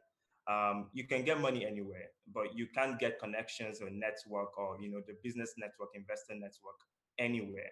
And it's important for founders to also know before you bring in partners as investors, the type of investors you're getting in bed with. What kind of network do they have? How rich is the network? What kind of help can they help you with? Can they support you with? I think it's important for both sides of the coin to kind of understand what help they can give to each other to kind of grow the ecosystem. Jumani, can I quickly jump in there? Sorry. Yes, please do. Yeah. So I think to Dio's point, I think what we've seen compared to 5 years ago is that capital is now becoming a commodity on the continent. Mm-hmm. And it's now about what additional value. And that's a good thing, a bad thing. It's a good thing because you have to, as an investor, you have to show to the entrepreneur that you can bring more value than money. One. Secondly, in the previous cases where you had local firms, local investors trying to extract too much, right, and put all these kind of conditions on the startups before giving them money. Now they have alternatives outside of the continent and from other people. But it's also a bad thing because you now have what I call tourist investors, right, who fly in, put money in, don't understand how to help the business, and because entrepreneurs know they can get money from them, they have these huge valuations that make no sense. And when you question the valuation based on reality, they tell you, well, XYZ investor from San Francisco is going to invest in me and that valuation. So what's your own? So again, it's finding that balance in what we do. Yeah, so Idris, before you go, I think this is very important conversation. What do you think you guys demand too much of our startups when they're just starting? Is it your selfishness or lack of understanding of how the market operates? Why is that so? I think this is a very important conversation because it's not only happening in Nigeria, even in other African countries, there's that feeling of local angel investors just demand a lot when you're still at a very early stage. Why is that? Is it a knowledge thing, lack of information? So three things. One, I don't know those guys, right? So I'm not one of those guys. But again, sincerely, so I think it's three things. One is fear of risk, right? So especially if you play at a very early stage, right? For a lot of investors who are not very knowledgeable, right? So they see this startup, they don't know what it's going to die up. They're putting in their money, and so they think the way they can get into practice by taking a larger share of it. Forgetting that a large share of zero is still going to be zero, right? Versus taking a small share and helping them go and getting your returns. People would usually ask me, how much of Andela do you owe? And I'm like, when it started, I owned less than 3%.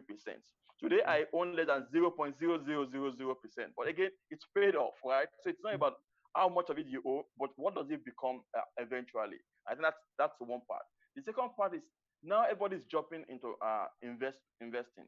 And so those who have traditionally only done real estate and business where add control, they still can't get over that control stuff. I've been advising a couple of corporate investors recently, and they always want 25% or they want 50%. I'm like, you don't need it, right?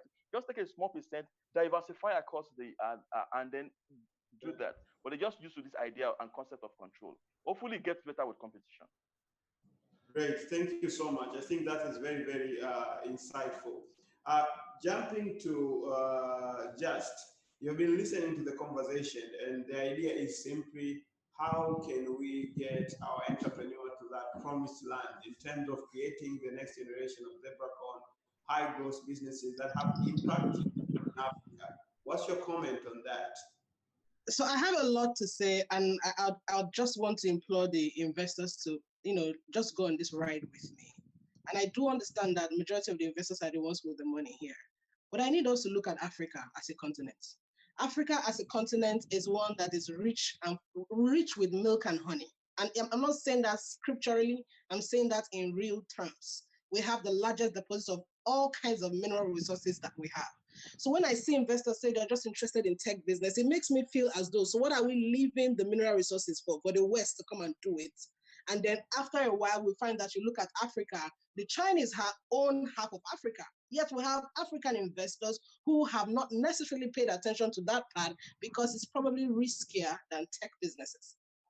So the tech businesses are a tiny percentage of the entrepreneurs we have in Africa, and are not paying attention to all those other entrepreneurs may just be the reason why we are doing so much in terms of investment, in terms of money coming in, but we're not seeing the ripple effect on the so-called entrepreneurship ecosystem in Africa. And I say this because I work with a lot of entrepreneurs. I'm talking about so many of them, some tech, some not tech. And I see that as tiny as shea butter is a $3.2 trillion market just in Nigeria. I'm not talking about other countries. And these are resources that the West every day are queuing to buy in all our different countries in Africa because they depend on it for so many resources, so many products that they make. That's just one tiny winning part, right? And then I see other small entrepreneurs who in Africa just need some little cushioning, some little, $10,000, $50,000, something that is not huge. Why are VCs not looking at spreading the $1 million that you may put in one tech system in 100 entrepreneurs? This is me just speaking from my perspective. Because one of the things we in the Association of African Startup did is we wanted to carry an average entrepreneur and prepare you to be investable by an investor, if there's anything like that in English language. We created a 1-year learning curriculum that teaches you everything you need to do, from bookkeeping to structure to everything you need to know about to be a rounded entrepreneur, such that when an investor comes in, you are ready. You know what you need to do. Your papers are in place. All those things are in place. But then the investors come in and they're just interested in the tech businesses. Are we truly looking for the level of impact, or the sort of impact that would truly have an effect on the entrepreneurship ecosystem? Because startup ecosystem is not necessarily just tech. So I want to say to the investors who are listening to me today, if you want, we can have deeper conversations about all the different sectors or all the different areas that are growing at a very rapid rate in Africa.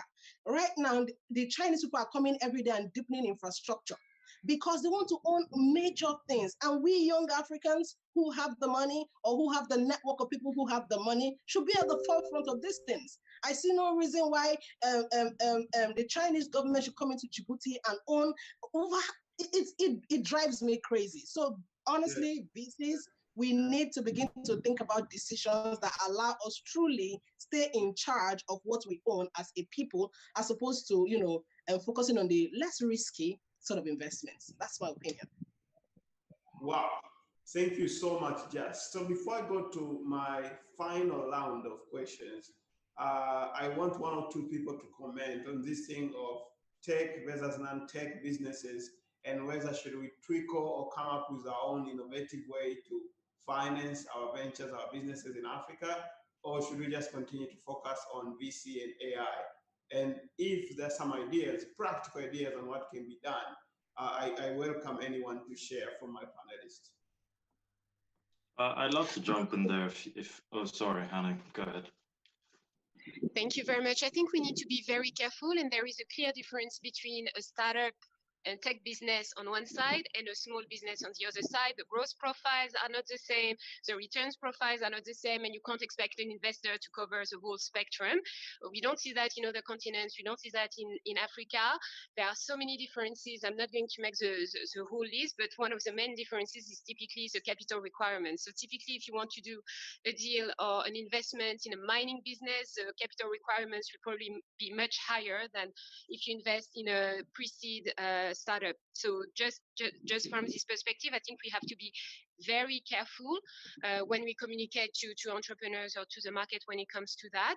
And then I will go back to the point that one of the panelists had made in terms of each entrepreneur has to do their own due diligence on the investor. You have to understand what is the investor, profile, investment strategy, the countries, the sectors that he likes, that he understands. I mean, as an investor, we all have different, investment experience, track record, understanding of certain sectors.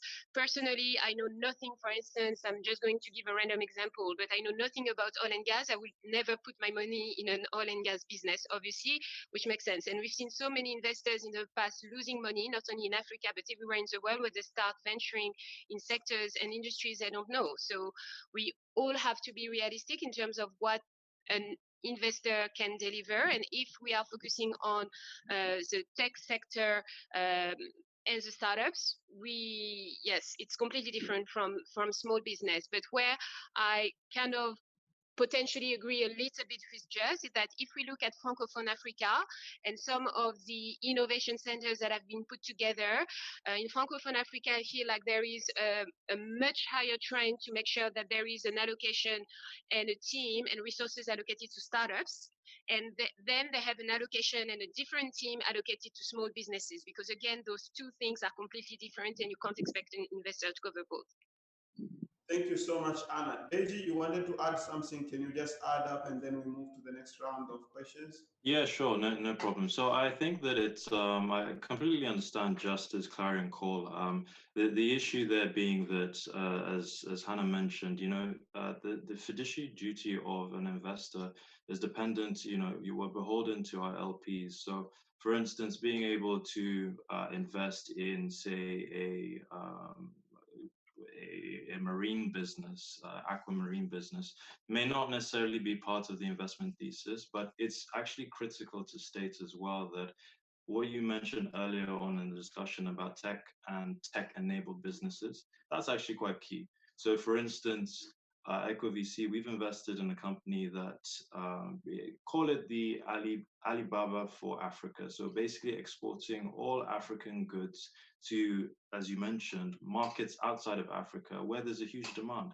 Being able to go in there and help solve those sort of problems is key. And for instance, one would imagine or think that with COVID this year, the sort of sales would decline, but the business is doing exceedingly well and has already kind of jumped past all-time highs of what it was able to generate last year. So I think going back in terms of context, it's really a case of being able to, as you mentioned, Hannah, really doing DD behind the sorts of investors that you're partnering up with, because context matters. There's a respect, there's a return profile that is that correlates better, say, to faster growth, higher stage startups, that could be tech businesses compared to maybe a little bit more intensive SMEs. But I think there's a place where investors can certainly play.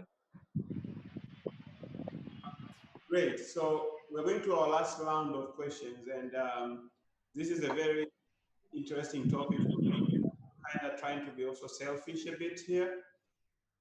So my friend from Chanzo Capital, Eric Osiakwan, I think last year we hosted an event together in Tanzania.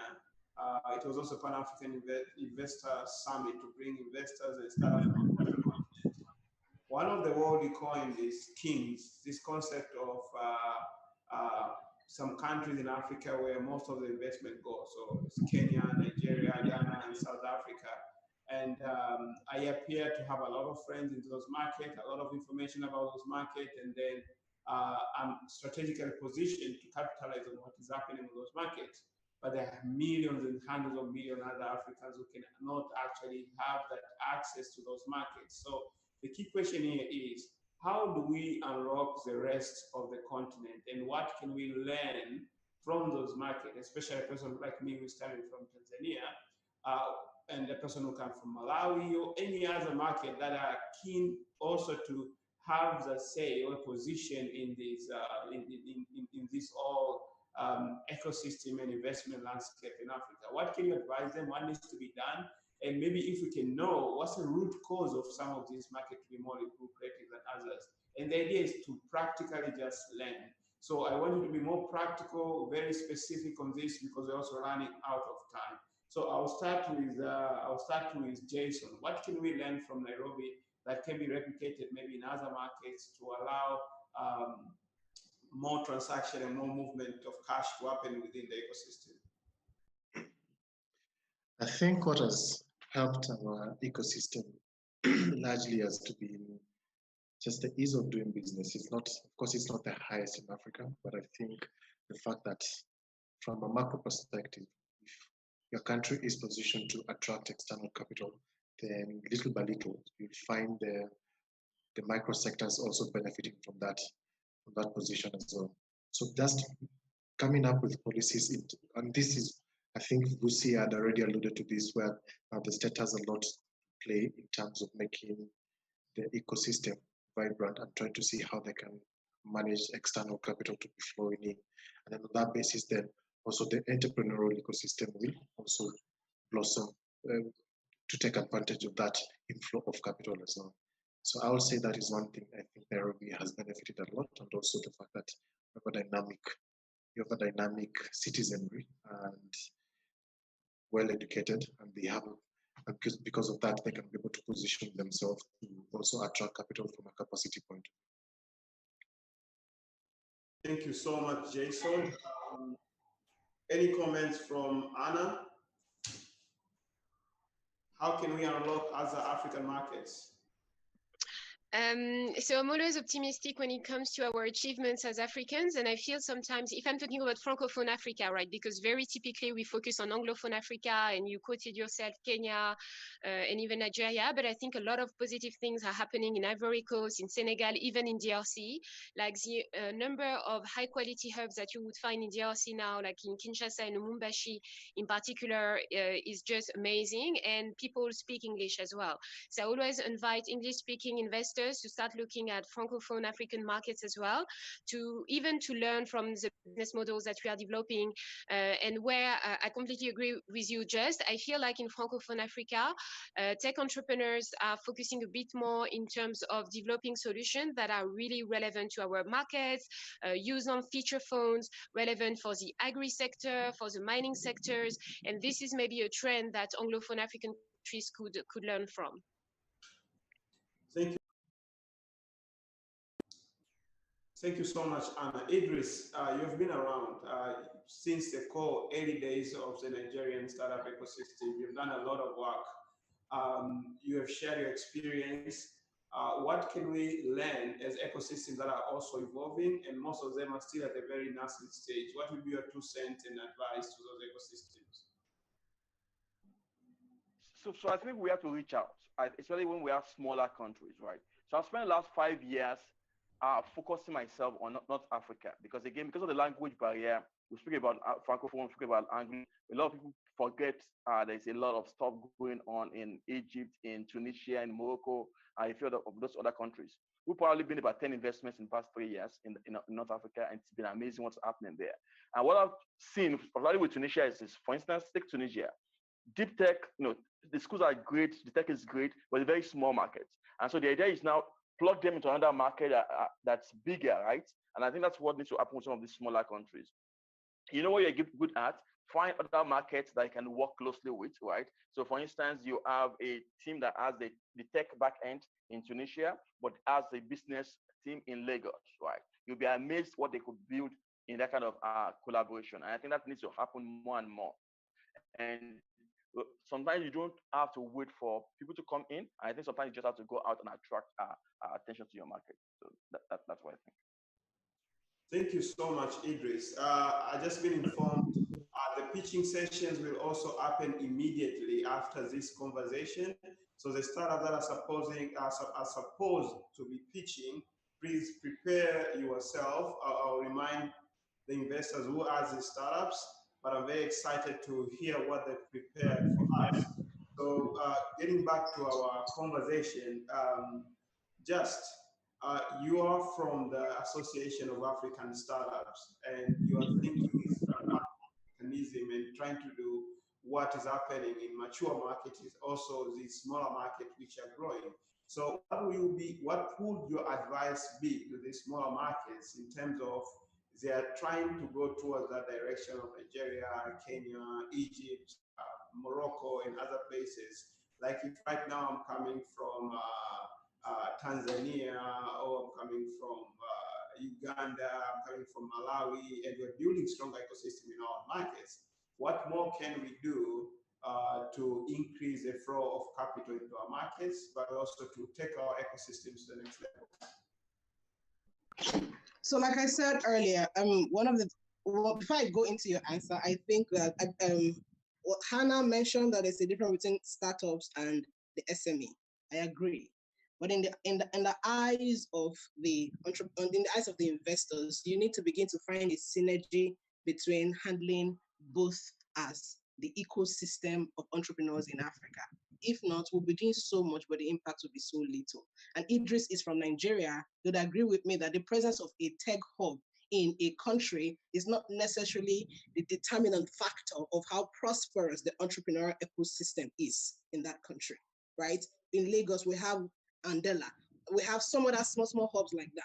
But if you enter into the market as a whole, Lagos has over 20 million plus people. That's just a tiny winny percentage of the entrepreneurs in Lagos. So I think that as investors, you need to begin to find a synergy between doing what you do, but with a percentage of the average SME and the tech startups, tech companies, so that we're doing work and is truly very reflective on the economies where we operate in. And I know that this is not how a typical investor thinks. So pardon me if I'm, thinking like somebody who is on the other side when I should be thinking like you. But this is my clarion call because we're all young Africans. Having said that, coming to Jumani's question, I believe that we are in an era where we'll have to collaborate a lot more. We must collaborate a lot more. And I think that's one of the reasons why the African Free Continental Trade Area was set up, so that we can have a common market where people in the different countries can do business together. And in collaborating more, I think we need to begin to create platforms that allow people see themselves on an almost daily basis, something like what we have in the Association of African Startups. We have membership from the different countries in Africa, and the goal is to say, what do you have there that can thrive better here? What do you have here that can thrive better here? And see how we can begin to foster those collaborations to make us enjoy the benefit of our numbers, depending on the products that we do have as a people. Basically, I think that Africa is rising, but there's such a huge responsibility that we as people who are at the forefront, whether as investors or as drivers, have to play. The young African entrepreneur or startup, as the case may be, we need to begin to educate them very, very intentionally that we all have roles to play in the development of this country, or this continent. We all have roles to play. As good as the money coming in is, if it's in the hand of somebody who doesn't care about what the country or the continent is going to be like, it's going to be another one person, right? And I know that I'm deviating a bit, but this is such a platform that we need to talk about this matter, because all of us are going to go to our different platforms and we're going to become ambassadors of, the different things going on in Africa. We're not pleased with what is going on in Africa. I'm tired of the back and forth, the chaos, the different things going on. So I think we need to begin to educate these entrepreneurs so that it's not enough that they're getting money to grow their businesses. They too need to begin to become responsible to how they propagate their growth so that it has an effect on the community where they operate, in the country where they operate, so that we have a lot more people raising people up as opposed to taking for themselves. I'm talking about the people who are investing in right now. Thank you so much, Just. Back to Dio. Dio, what are the few things, positives that we can learn from the Lagos ecosystem? By the way, we have 15 of the fastest growing cities in Africa. I mean, they are the ones of the fastest growing cities in the world. So, Dio, what can you advise these other cities? What can they learn from the Lagos startup ecosystem that is positive? I know there's some challenges, but on the positive side, what can we learn? Thank you very much. I think I would like to approach it a bit differently. I think one of the things that we think about is, as investors who want to be Pan-African, how do we help other smaller cities? How do we find extraordinary, remarkable tech entrepreneurs in other cities in other parts of the continent, right? And what we started thinking about was something we call the Scout Initiative, where you will find local tech enthusiasts, local stakeholders, be it operators or even investors or incubators or folks who have worked in accelerators in different areas of the continent. So talking about even Francophone Africa, Kenya, Rwanda, South Africa, East Africa, and even North Africa as well, and kind of collaborating and working with them to understand the market and see what we can do to help from where we sit, right? Without having to go there ourselves or increase the costs of operation, right? A lot of these people are yearning to come to Nigeria. They're yearning to go to Kenya. They're yearning to go to bigger markets where their startups can, grow at scale, right? And without understanding the local context, without understanding what is happening, right? It's very difficult for you to kind of, extrapolate and say, look, this is what exactly you can do better. I think one of the key things is to understand, we say Africa is one, right? But like, we're so different. We're so different. The markets are totally different, and it's always very easier said than done, sitting from a particular place and knowing exactly what should be done in a particular market. And so for us, we're trying to understand each of these markets and see how we can bring these other smaller markets up by integrating them into markets like Nigeria or Lagos, for instance. And even on Lagos as well, it's easier to say we have 200 million people in Nigeria, right? But what is the addressable market itself, right? A lot of even Lagos companies or Nigerian companies are looking to go out and looking to even Francophone countries as well. It's also good to go to understand the Francophone countries and understand what we can do to help countries and companies in Nigeria move out to Francophone as well.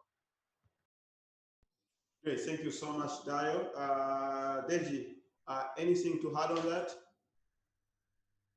Yeah, I think, it's majorly all been said already, in terms of context, even you take things like in Lagos, for instance, Boli and Ekpa is the way forward. You go south, is Boli and fish. So there is certainly a massive difference in the way, markets operate.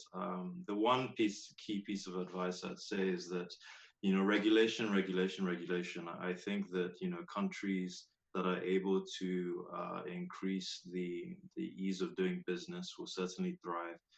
Just mentioned AFCTA that's coming into effect early next year. That's really going to open up the market for a lot of these countries, and it'll be great to see how now these countries are now able to expand their products and their offerings, because now essentially you have a level playing field, right? If you're able to have a product that is innovative and works extremely well, then there's no reason why you shouldn't be able to then now attract capital inflows into your business. So I think that in a sense is being able to get the regulators and the governments to be more open, to be able to enable startups to thrive.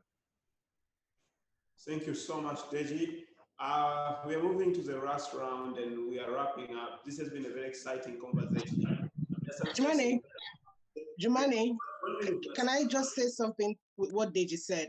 I mentioned AFCTA earlier, but since your company, Sahara Sparks, is at the forefront of really creating this Africa Beyond 2020 conversations, one of the things I've realized is AFCTA is supposedly kicking off next year, but a lot of African entrepreneurs are not aware as to how to play in this regional market. So I think, Jumani, your company and my company can come together and create something that allows them really understand the concept of AFCTA and how to actively get involved immediately. If not, we would have a regional market created for our entrepreneurs, yet we are not taking advantage of it, or we're not even positioned to be able to operate in this market. So I think, Jumani, that's a conversation you and I can have once we're done with this, because in the end, the regional market was created for Africa to thrive. If African entrepreneurs are not aware and how to play in it, then we don't go anywhere. Idris can join in this conversation, Deji can join, whoever is interested, we can have another conversation on how to push this forward. Because I'm thinking solutions.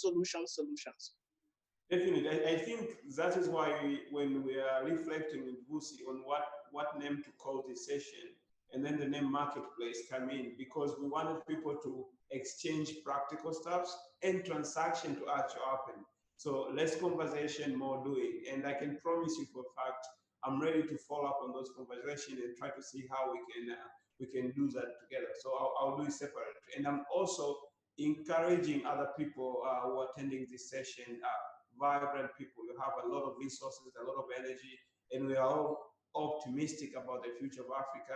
I encourage more partnership and collaboration to emerge from this discussion. So thank you so much, Just, for bringing that up. And thank you. Thank you. Follow up. Just to wrap up, you have like a minute, every one of you, 1 minute, specifically 1 minute. If you stay optimistic, what is next for Africa beyond 2020 in the investment landscape? So I'll start with Idris. Okay, why do I always have to go first? But really, I think for me to it's people. I think if there's one thing we have learned over the past 5 to 10 years, right, it's that investment in people matters, right? And I think that's the only way forward for us, right? As investors, I think that's one thing that has come to our mind. How do we invest more and more in our people How do we get people returns even before capital returns? I think that's something that we are increasingly focused on as we go forward. People. Thank you. Thank you so much, Idris. Anna?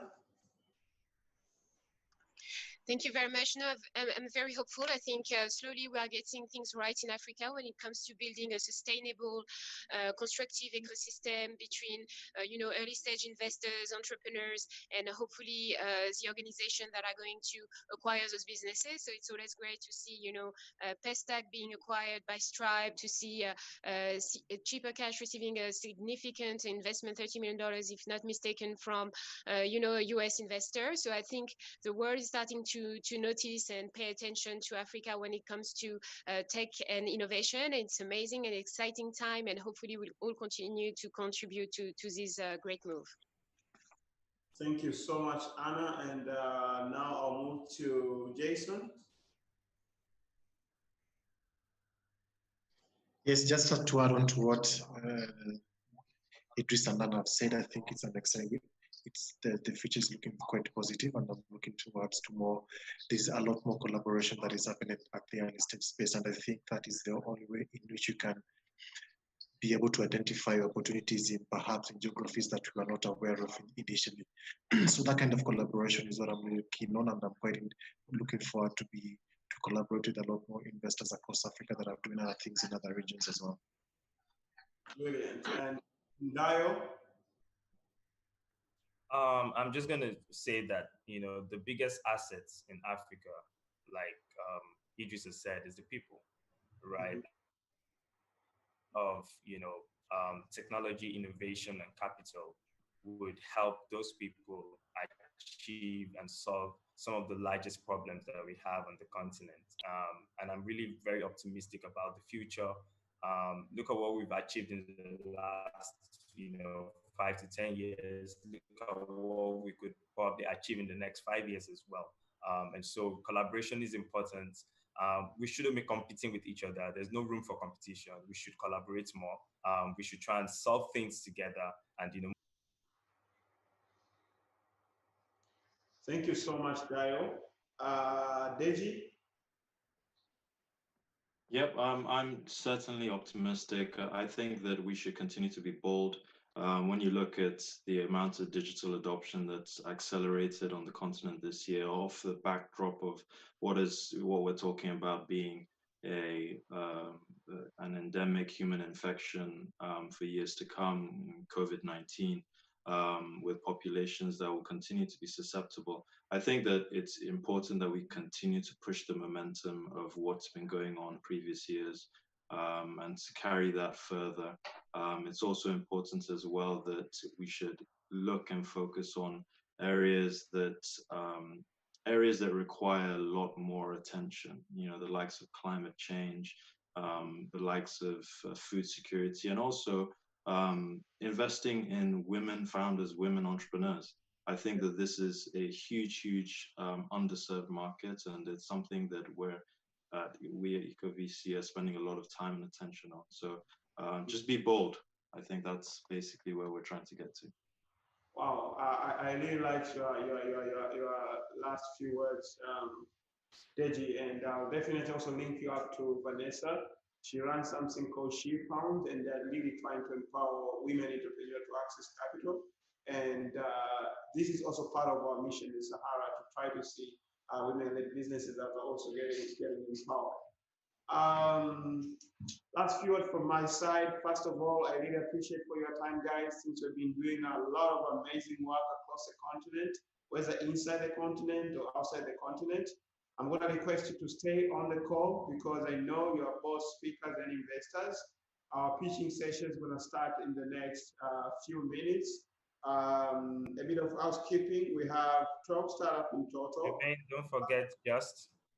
Oh my God! I was raising my hands up. Yes. Thank you so much for mentioning my name. The team is just very big, and the insight is just so deep that I tend to forget. So initially it was Deji who I forgot, and now it's you. Okay, now your key issues. What next for Africa beyond 2020? Okay. Juman, if you remember our first conversation, I think on the other call with Vusi, where I said I had a contrary opinion about Paystack's acquisition by Stripe. And, you know, Vusi was saying I should save that conversation for perhaps this one. Maybe I should have that conversation since Anna already mentioned it. As investors and as Africans, we need to really begin to understand the size of our market. We have the second largest market in the world right now. And so if we are going to be selling our businesses, it must be in terms of us truly understanding the potential of the market. So a Paystack was acquired by Stripe and they had a $20 billion balance sheet. And they paid $200 million to acquire a business that in the next 1 year will potentially be $1 billion business. Is that a win or a loss? And I know you guys have contrary opinion, but we need to begin to look at this in that sense, because it's not so much about the amount of money that was paid, but it's about the market. So I think we need to think about a lot more collaborations than outright sale of our intellectual property as Africans. We need to start thinking as owners, not as people who will just give out.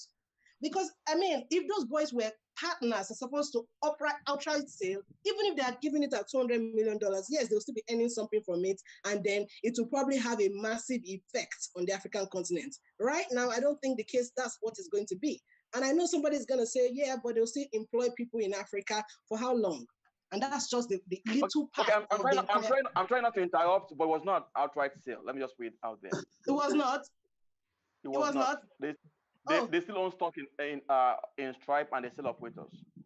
Hallelujah. So this makes me feel better. This makes me feel better. So this is insider information because the public information is outright sale. So thank you, Idris, for correcting me. But so what I was trying to say here is, as Africans, especially beyond now, we must think collaborations. Let's not be quick to give out what we have. Every other person in the world knows what we have. We don't seem to really know how deep or how big the things we have are. So if we begin to think about how do we come together to make something bigger, it's going to give us a lot more leverage than how it has been in the past. Thank you so much, Just. Thank you so much, Idris. Thank you so much, David, Dio, Anna, Jason. You guys have been amazing. This has been an amazing conversation. A lot of key issues have come out that needs like a conversation of itself. Supporting women-led businesses, a conversation about high-tech startup and SMEs, a conversation about when our business should exist, a conversation around innovation ecosystem. So we managed to talk a lot within a very short period of time. But this was the boring part. The most exciting part is the fact that the entrepreneurs themselves are here to pitch and present their businesses to you guys. And they're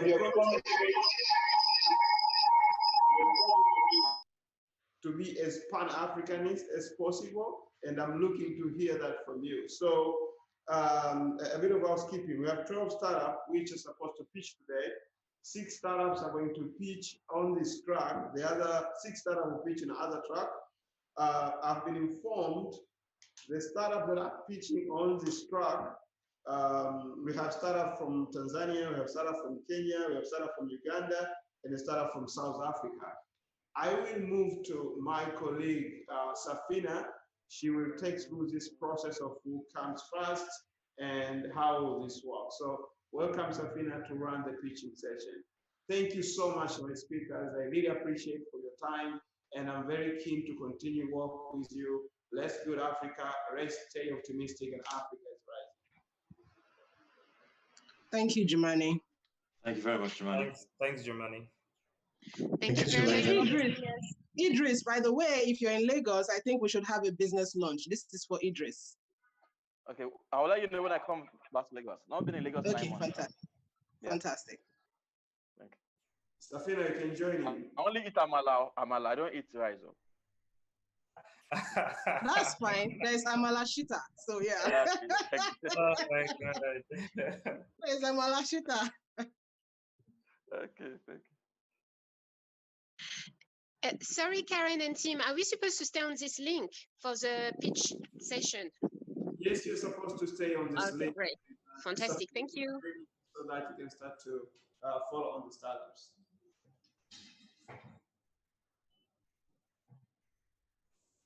It's going to take a few minutes few seconds.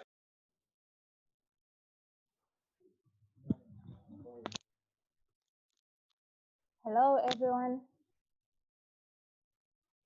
Please, someone confirm if they can hear me. Yes, we can. Okay, perfect. So,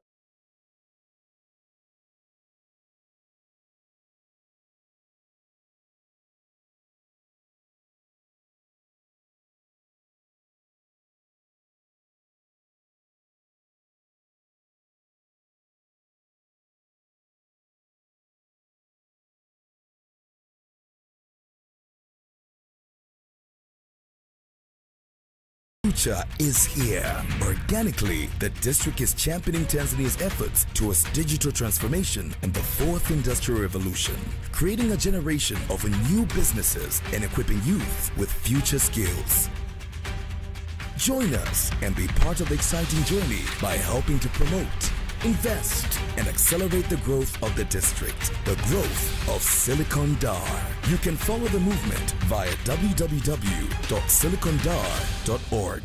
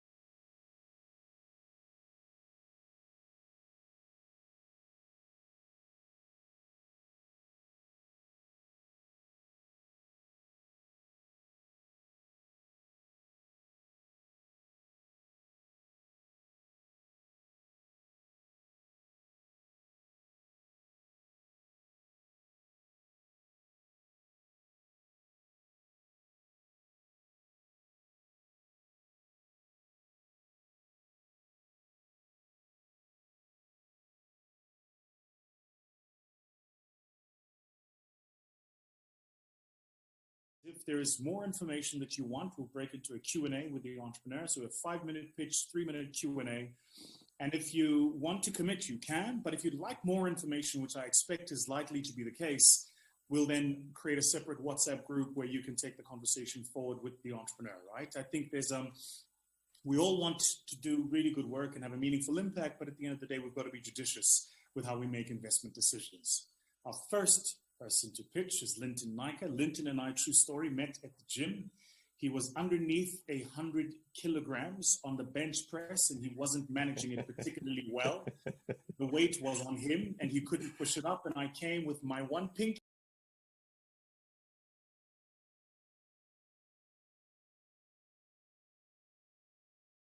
Because the current tools are too complex or too expensive for them. As a result, small to medium business enterprises are uncatered for. Our solution is to build a smart data management tool. Our tool is user-friendly. It is a self-service tool with smart nudges that help the operator. This will increase the capability of all SMEs, improving efficiency and saving time. We conducted client interviews to validate our problem and verify our solution. We identified that small and medium accounting firms will be our initial launch market because of problem awareness. The global data science market is projected to be around 141 billion US dollars by 2021, whereas the data management market is growing at an annual rate of 13.5%. If we look at South Africa, by the end of this year, the GDP of South Africa will be around 295 billion US dollars. 34% of which is contributed by small to medium business enterprises, 20% of which have an annual revenue of over 400,000 Rand per year. This translates to around 28,000 SMEs that have the capability to leverage affordable data analysis tools. Our business model is a software as a service solution, as well as a data science as a service solution and advanced analytics. We will create the first data preparation tool in South Africa. Our user-friendly software is aimed at the unserviced market, which is mainly small to medium business enterprises. All IP is developed in-house and will be kept in-house. That way, we can detect the price in which we sell our software to SMEs. Currently, our competition has failed to achieve product market fit in Africa. This is because they failed to take into consideration the data maturity as well as the skill currently in SMEs. We will initially launch as a data science as a service consultancy, during which we will take insights that we gain to further develop our software.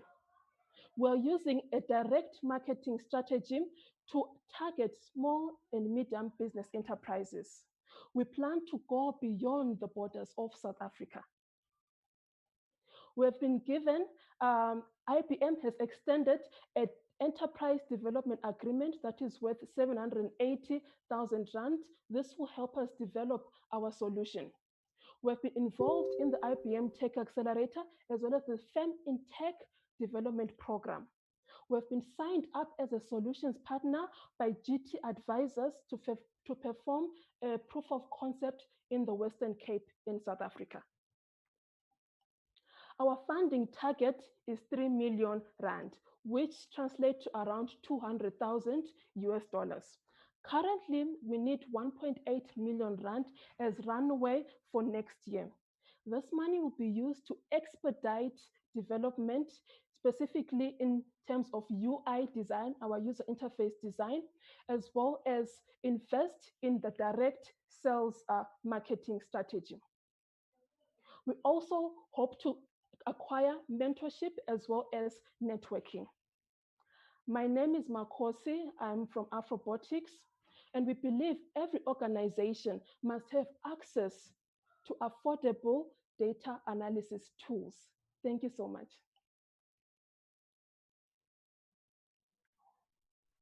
Thank you so much. Thank you so much. So right now I'll be welcoming the investors for questions. Investors, it's your time. On to you. Thank you. Thank you very much, Makosi, for the presentation. Can you please give us a concrete example of the data management tool that you are putting together, and who is your typical client? So, I don't know, are you talking about a small bakery shop or small spaza shop, or just give us an example so that we can actually understand what you're trying to achieve here? Thank you, Hannah, for the question. So, for example, I'll give an actual example of what we're dealing with right now. So we're dealing with an accounting firm, right? It has about 5 employees, right? But it has over 200,000 annual revenue, right? So this accounting firm, this accountant, what he does is that when he gets information from his clients, and by the way, his clients are also SMEs, right? So they do not actually keep all their books in order. The only cash flow record that they have are bank statements and even handwritten invoices.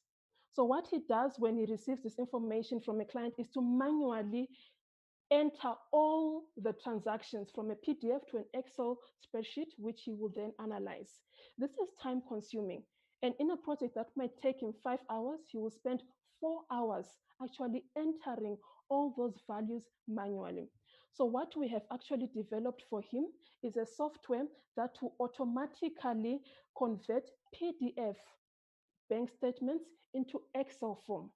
That way, he doesn't have to spend 4 hours in data ingestion, which is basically data preparation.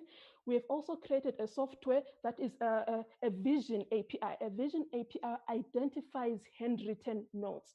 So you can just take a picture or scan those documents, and it will automatically read through all that handwriting and help him insert this information in an Excel file. This will definitely help him get more clients, improve efficiency, and in a job that maybe he would spend 10 hours, now he spends maybe 3 hours, making his prices competitive. Thank you. Very clear. And sorry, what's your background? Can you talk about your CV and your technical skills? Just So you. Just myself. So I am an aeronautical engineer. I have a dual master's from the University of Wits, as well as from the University of Embry-Riddle from the United States. So during my research, I gained appreciation of data, right? And I realized that not everyone has the capability to code. Not everyone has the capability to look at a problem and find a solution to automate that problem. So that this is why we went into this project. So thank you very much, Makosi. I have two quick questions for you. Number one, what does your pipeline look like? Pipeline of clients look like at the moment? And the second question is, what is the biggest challenge that you face as a company? Or what risk do you envisage that you would next 18 to? Thank you for your question, Dio. So currently, we were lucky enough. We're lucky enough to conduct our client interviews.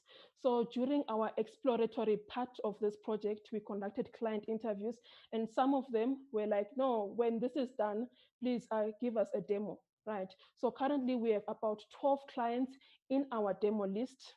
Right. And as soon as our product has a user interface and is ready to go, we will reach out to them and tell them this is the product that you looked for. In addition to that, we have a demo client that gives us feedback as we develop the solution, because we want to create something that actually is useful. We don't want to create something as engineers for accountants and it's not useful for them.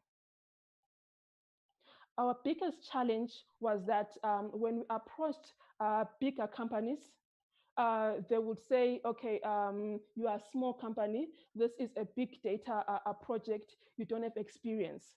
However, now we're working to find a solution for that by getting backing from IBM, which is an industry giant in data analytics. Thank you for your question. I hope I answered it. Thank you. Thank you. Thank you very much. Sorry to preempt, but our time with Ms. Makosi is over. Thank you so much for your presentation, Ms. Makosi. It was a nice one. Before I go on to the next presenter, please allow me to please allow me to inform the investors. There is a new WhatsApp group formed. Kindly, please update which entrepreneur do you want to go with into the deal room, and we'll do the logistics for that. So next, I'm going to welcome Fundis from the consumer services industry. And the presenter will be Alex, who is the CEO. Welcome, Alex. Thank you very much. Confirm if I can be heard. Crystal clear. Clearly. Sharing my screen now.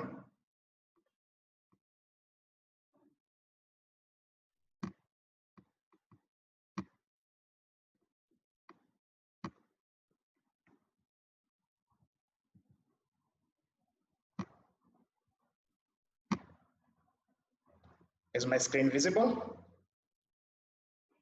Yes. So hi everyone, my name is Alex Kamanga. I am one of the co-founders and the team leader at Fundis. Fundis helps homes and workplaces to find and hire competent and vetted repairs and maintenance experts.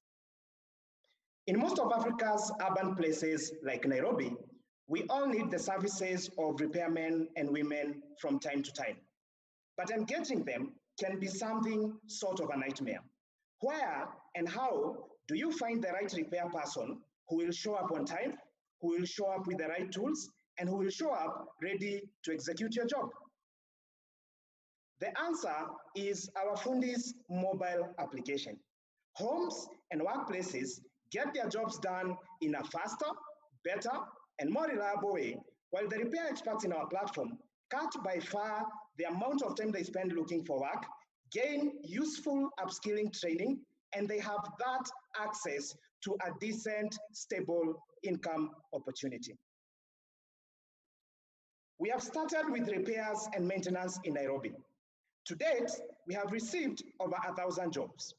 Of the nearly 60% already done, that has translated to well over $50,000 in revenue. Our business model retains a 15% commission for every job done, and we are only getting started. The Fundi's vision is to be able to digitalize the offline segment of Kenya's construction, retail, and home services that are at an estimated worth of $14 billion as of date. At the same time, our target is to have over 20,000 active users across 3 East African countries by the year 2023. We have one key competitor. We have differentiated ourselves by providing workers on our platform with an easy-to-use mobile application. It enables them to key in their customer details, to issue quotations, invoices, and receipts, to find shops and order parts, and most importantly, to be matched with customers placing requests on our platform. To scale our solution countrywide, we have partnered with the government of Kenya and with Kenya's private sector alliance, which is the apex body in that space. We are also partnering with Kipia, that is the leading knowledge solutions provider in the extractive and the energy sector. Interestingly, Kipia is running what will be Kenya's biggest e-commerce site for the construction space.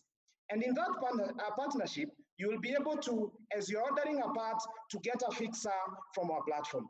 To provide more value to our workers, we are partnering with great partners who can be able to provide them with solutions such as savings, access to capital, and health covers.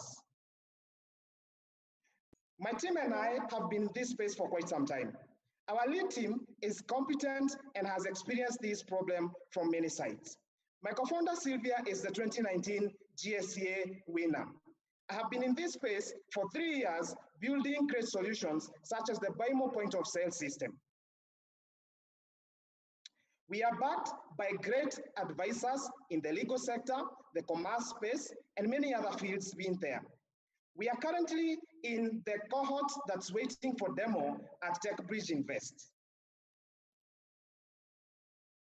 Today, we are asking for 300,000 USD for 30% equity in our company that will go to users acquisition, technology upgrade, and operation expenses. Thank you so much for your time, and join us, and let's transform the face of how work gets done in Africa. Thank you. Thank you so much, Alex. It's a nice presentation. So on to the investors. Kindly please carry on with the questions. Okay, thank you very much, Alex. Again, I used to think this artisan issue was only in Nigeria, so I see it's across the continent. Yeah, so great. I think great approach, especially the kind of collaborations and partnerships you have with those institutional players. I think that's great. So a few questions. So one is, what stops the end users from going offline? So I come on your platform and I get the first carpenter there, or mason, right? And then for all my subsequent deals with him, I just do it offline, like people do offline with Uber these days. Second question is on quality of work. So I get someone of your platform and it comes into work for me, and then it messes things up. Who pays for that? And lastly is about your raise. So you're raising 300K for 30% at this very pre-stage early. The higher you go, the less you have of the company, and probably the lesser the motivation. So I'm just wondering about that huge raise at that valuation for now. Thank you.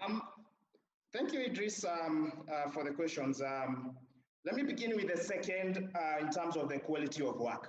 And it may interest you to know, in fact, that one of the guarantees that we provide users on our platform is actually every single job that gets done on our platform comes with a 3 months warranty. Now, the way we are able to achieve this is from the onset of when we are onboarding workers. And in fact, our onboarding procedure for these blue-collar workers has been identified as one of the best amongst Kenya's digital platforms.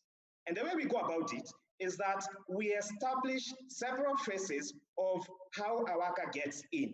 And in that process, one of the things is being able to establish what kind of assets they have, what kind of community ties they have, and anything that could be attached in the event that anything goes wrong. Interestingly as well, knowing that background and having those data points on every single worker, you will not be matched with a job that is beyond the capacity, that if it went wrong, it can be able to be taken care of from what you have. So that's one of the aspects. But the other side to it is that we already have an internally built team that is purely what we call custom works. And these guys have the background and being able to look at any single job that comes into us. They are able to understand, and especially for big projects, they're able to see if, let's say, something went wrong, what is the possibility or the extent of damage that could come from there? So from things of thinking like, sketches or, drawings, that will already have been done for workers. And by the time they're executing, even before the client sees the job, it's being matched against that standard. Now, in terms of leakage or, workers going offline the Fundis platform, like any other service marketplace, that's always a possibility. But one of the things that we have done is that for you as a customer, we have figured why, if you're engaging technicians out there by yourself, why those jobs will always be expensive. Number one is a technician by themselves, they are never really sure when they'll get the next job. And therefore, they tend to want to capitalize on every single job that comes in because they can't tell when the next jobs will come. So for us, what we have done, we've been able to work backwards and using data over the over 1,000 jobs that we have already received. And we can even be able to tell when somebody is about to overprice or when they are simply underpricing to get the job. So that bit, what happens is there is no need for a customer to risk going outside the platform because you would be missing out on the guarantee. Secondly, we would be guaranteeing you a cheaper price than anyone else on the platform because in return to giving these guys regular jobs, we are able to have those jobs a bit lower. And then in terms of the raise, like I said, for us where we are at this moment, we already have one great angel on board, and we have been there for nearly a year now. And our demo day at TechBridge Invest is coming up in about 3 months. So what we are doing is that we are rallying all these conversations around that and do it as a post-money safe note once the deal is closed. So I don't know whether Idris, that addresses the 3 questions that you asked. Okay, thank you. To preempt. Unfortunately, we're out of time with Mr. Alex. Thank you so much, Alex. So on with the next one, I am going to call Minute 5, based in Uganda. They're from the industry food tech and consumer services. I'll welcome Mr. Jonathan, who is the CEO of Minute 5. Welcome. All right, thank you very much. I'm really excited to be here. Let me just share my screen and we get started with this.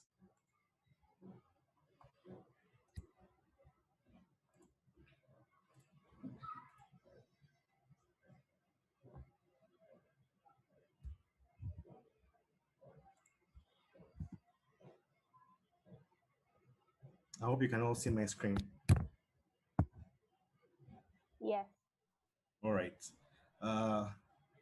Okay, so hello everyone. My name is Katumba Jonathan Paul. I'm from Uganda, and I'm a co-founder and the CEO at Minute 5. So something people don't know about me is that I love food.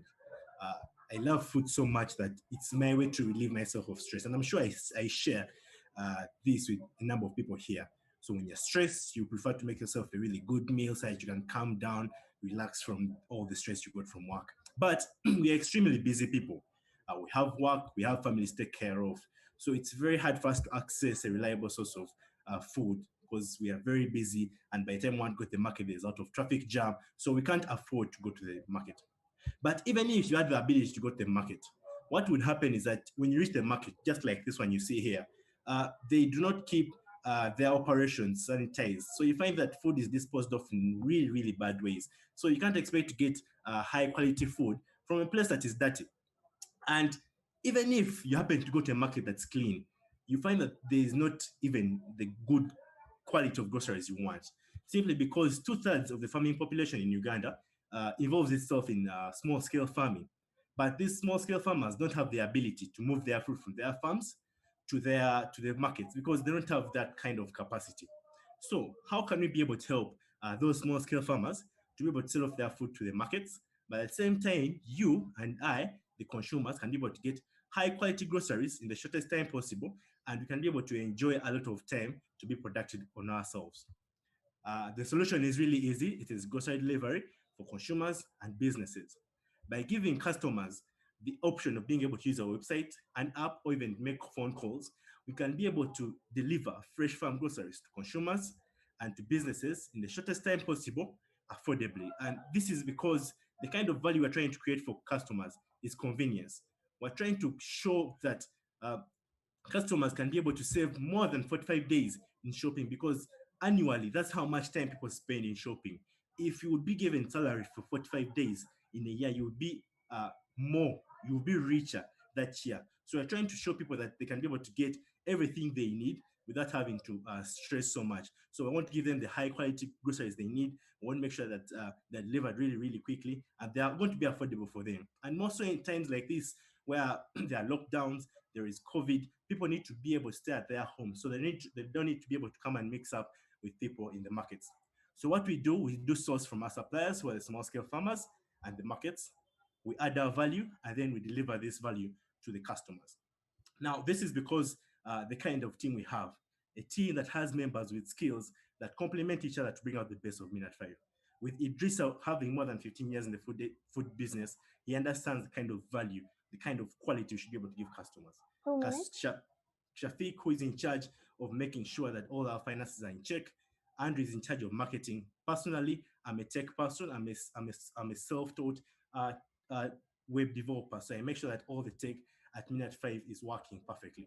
And we position ourselves in the market as people who want to be able to deliver affordable groceries and deliver them quickly and make sure that these groceries are of the highest quality.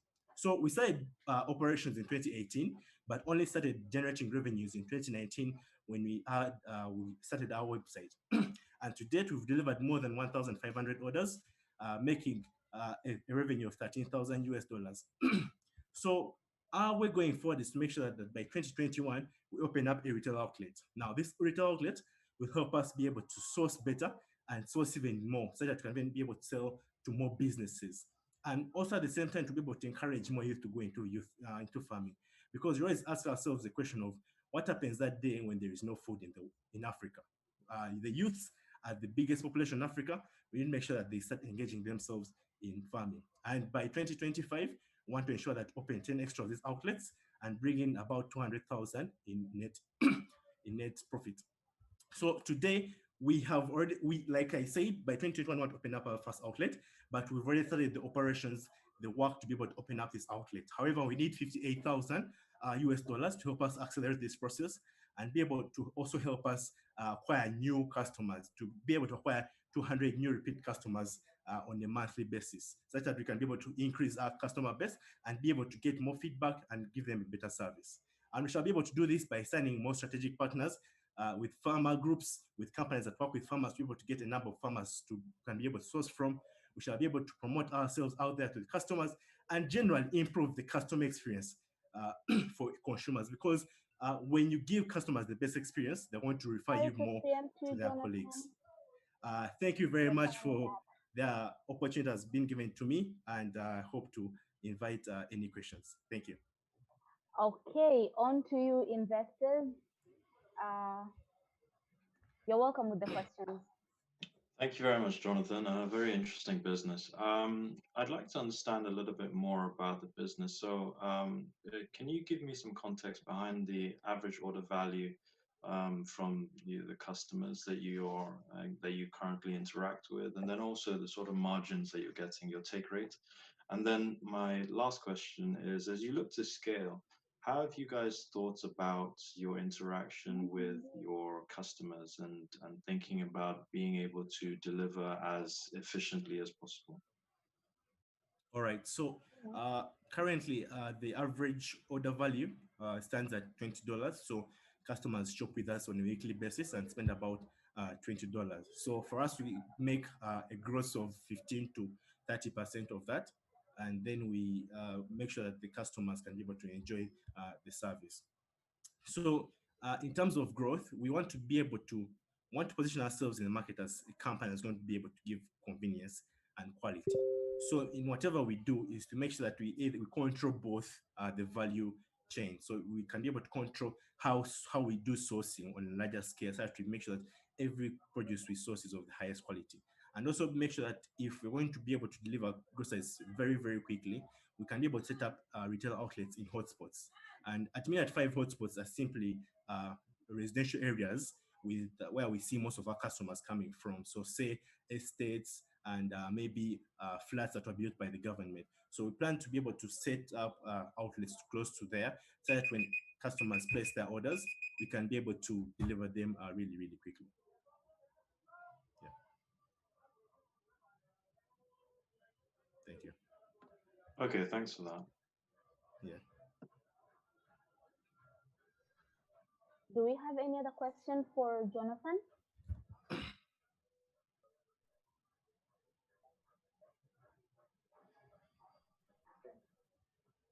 I assume silence. Maybe if you can talk a little bit about your geographical expansion. You mentioned that you're operating in 5 other markets.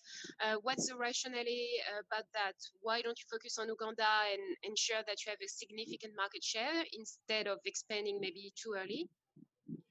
Oh no, I didn't. I think what I meant by market was where people go to get food, not in different countries. Yeah.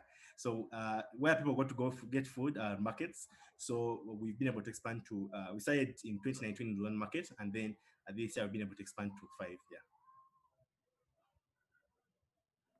I guess the last question for me as well, Jonathan, then is just on the concept of the retail outlets. What's the thought process behind your inventory taking and being able to, especially because it's fresh produce, being able to keep it fresh in the first place? So refrigeration and the like, is that something that you're thinking about as a business, and these sorts of, I guess, additional capital costs? Yes. So the costs I showed there were to be able to help us cover the setup of the outlet in terms of cold storage and other ways of making sure the groceries are kept fresh.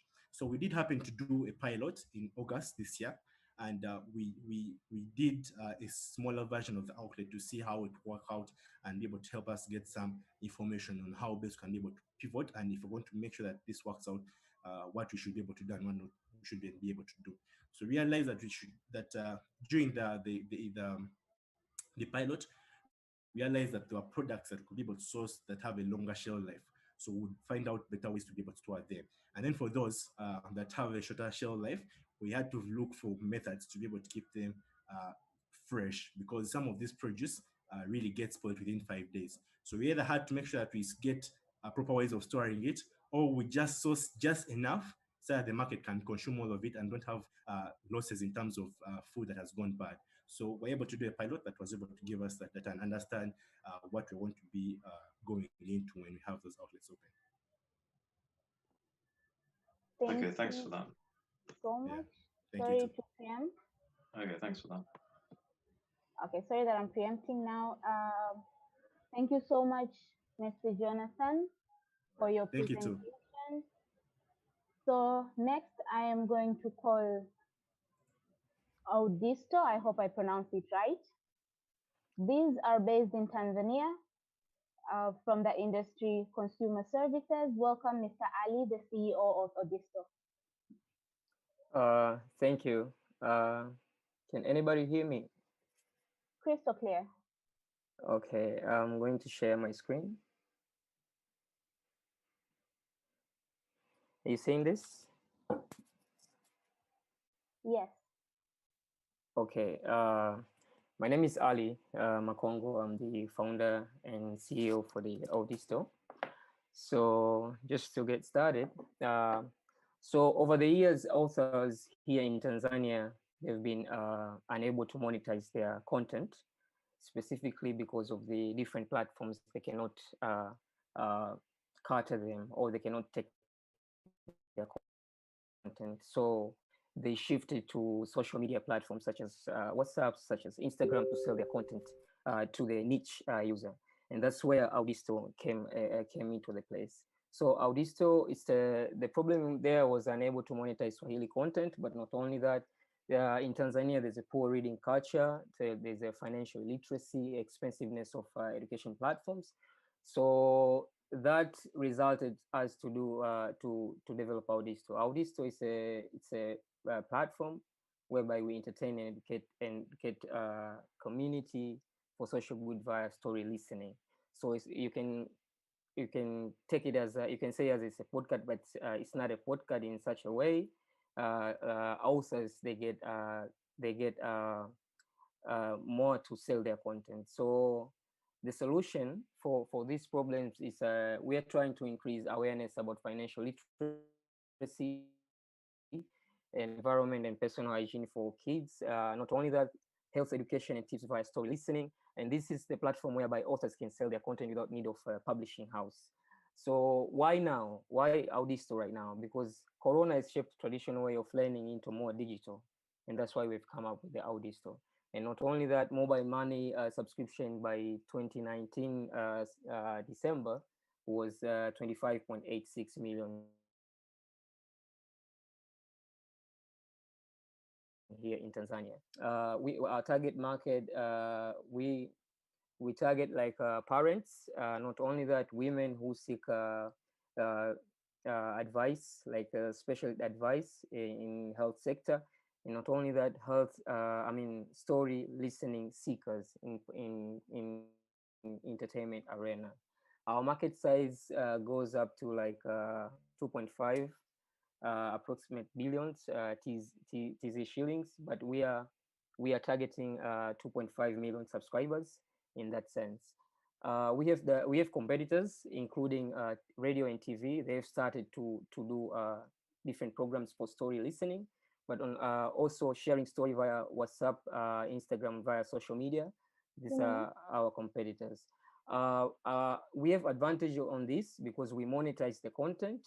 Also, we provide health content, meaning like maternal and mental health education via story listening. And also we offer early stage childhood education. We have partnered with different NGOs, and also we offer entertainment for social good.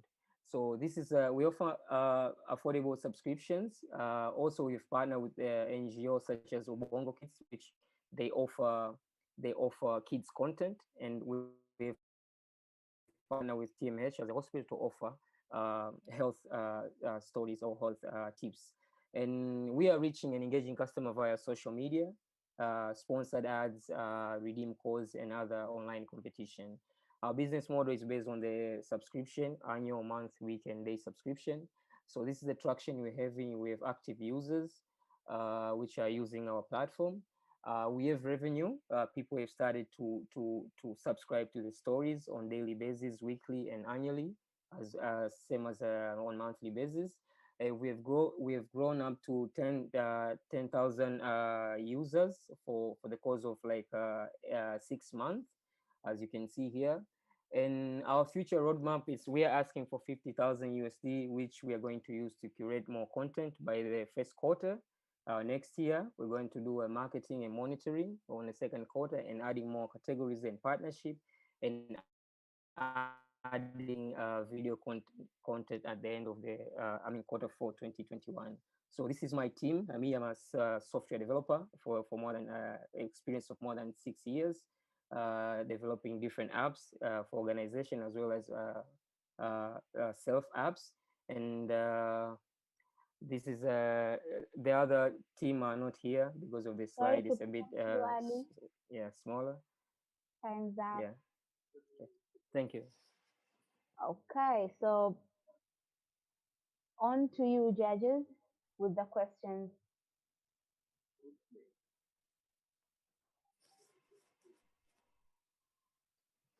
Judges? Thank you, Ali, for that. This is Jason. I wanted to just find out what is the revenue split between the content creator and yourself as. So we split the revenue share Sorry? based on the content, the author. We split the revenue share, but it's nearly 50-50. But also there are contracts we are signing up with also, which we take 40% and then they take 60%. So it's different from other content aggregator or what they've been doing, like 70-30%, and other publishing house. They've been doing that for over years, 70 to them and 30 to the content provider. So we adding advantage to the content creators by giving them 50-50 or 60-40. So it's more profitable signing with us compared to other content aggregators. And who owns the content thereafter? So content is being owned by themselves, and it's there are contracts which they are exclusive to us for a period for a period of maybe of 2 years or 1 year. But the content is it's owned by the author themselves. We're just like renting the content. We are not in the phase like where we can actually make our content like something like Netflix does. We are not in that in that stage. But we take the content and then take the narrators, sign them, they narrate the story, and then we push the story to the platform. But the copyright stay on the author side. Okay. Yeah. Ali, this is Dio. Thanks for the presentation. Can you talk a little bit more about your customer acquisition strategy? How are you thinking about distribution? How are you getting this into the hands of your target users? Yeah, you can answer that. I had the second question. I can't remember now. Okay, so on a customer acquisition, we offer redeem codes, whereby when the user refer, we offer redeem codes first of all. So we offer online competition, so we can say like where is this code found from which stories. So the users go to the Play Store, they download the app, they had to subscribe before listening to the stories, and then when they hear when they found the quote within the story, they tell us, and then we offer them either annual or monthly or weekly subscription for the winner. But in return, we already got the subscription in place, and we already got the revenue in place. So that keep us going. Like we offering online competition in that sense. Like people be okay, if I subscribe maybe to 500 on daily subscription, I can get if I be a winner, I can get maybe an annual subscription for free. So that's how we are tracking customers. And then we have push sponsored ads. In that sense, we are spending roughly $5 up to $10 a day, and we are able to generate more than 600 clicks, meaning installed. So we are currently we are getting like 400 to 600 app downloads per day on a daily basis. All right, thank you very much.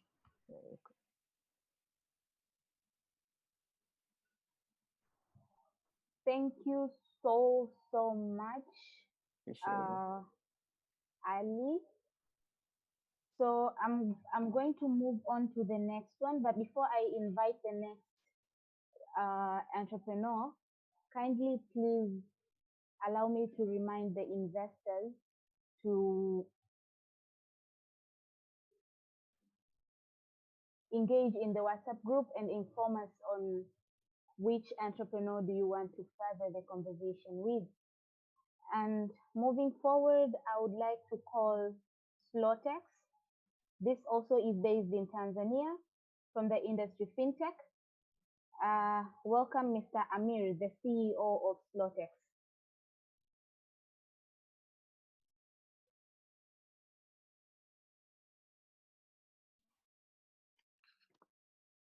Hello, everybody. Can you hear me? Hello. Yes, crystal clear. Okay. Well, my name is Amir Hassan. I'm the founder and CEO of Econex Company Limited. Slotex is one of the products that we have here in Zanzibar.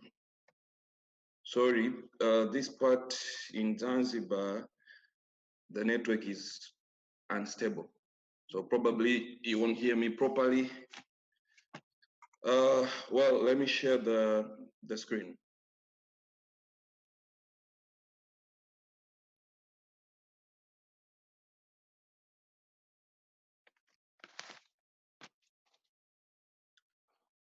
Okay.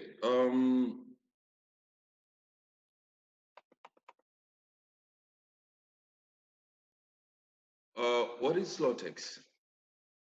Slotex, basically, it's an application.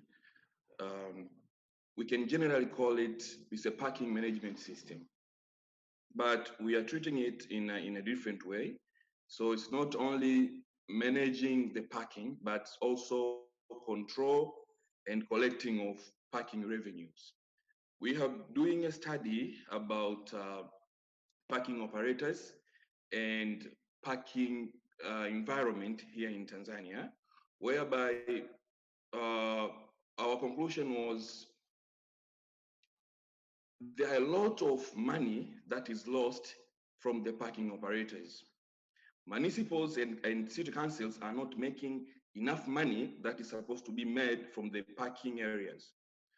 For example, in Tanzania itself, in Dar es Salaam itself, whereby right now they are collecting around 1.2 billion Tanzanian shilling per month, while our research was able to discover that it can be 3 times the collected amount right now.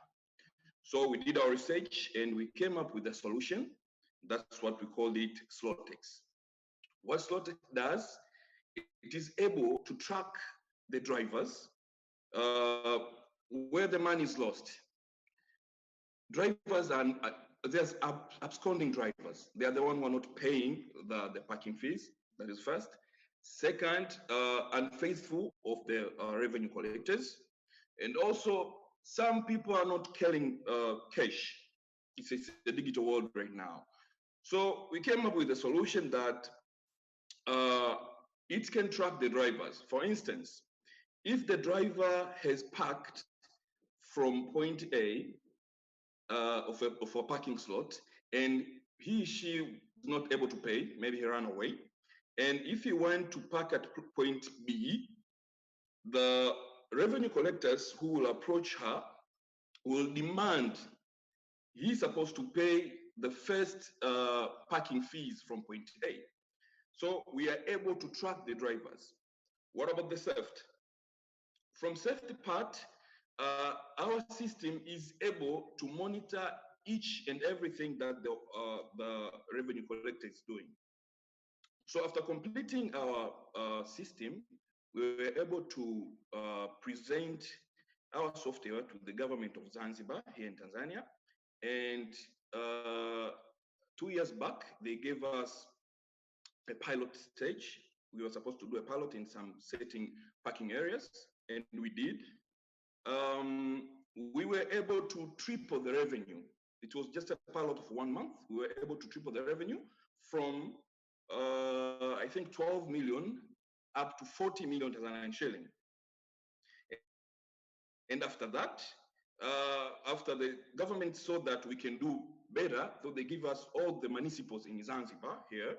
So right now, we are working with around 50, we have employed 50 people so far, and we are able to, we have tripled the amount from 60 million Tanzanian shillings up to 180 million Tanzanian shilling so far. And we are trying to cross borders. We have introduced our system in Malawi, and we got some connection there that understood our system. We're just waiting for the proper time and, of course, capital to move to Malawi, as well as in Zambia. What can we say? The product is ready, the product is working, and it's an excellent product. One of the features of the product, first, it works in a very minimum internet connection. So even edge, we can use our system. And also because our devices has a camera which acts as a scanner. So the scanning power is around 30 milliseconds. So even it's just a half a second that the operator will be able to scan the ticket and provide the receipt. And also we have integrated it with mobile money, so people can pay through mobile money. Well, what we are asking for? We're asking about $200,000 because we are intend to expand, and we are going to Malawi and possibly Zambia and all over Southern Africa, because the challenges of parking is all over Africa. Thank you. Thank you so much. Wow, you're right in time, Mr. Amir. So on to you, investors, with the questions.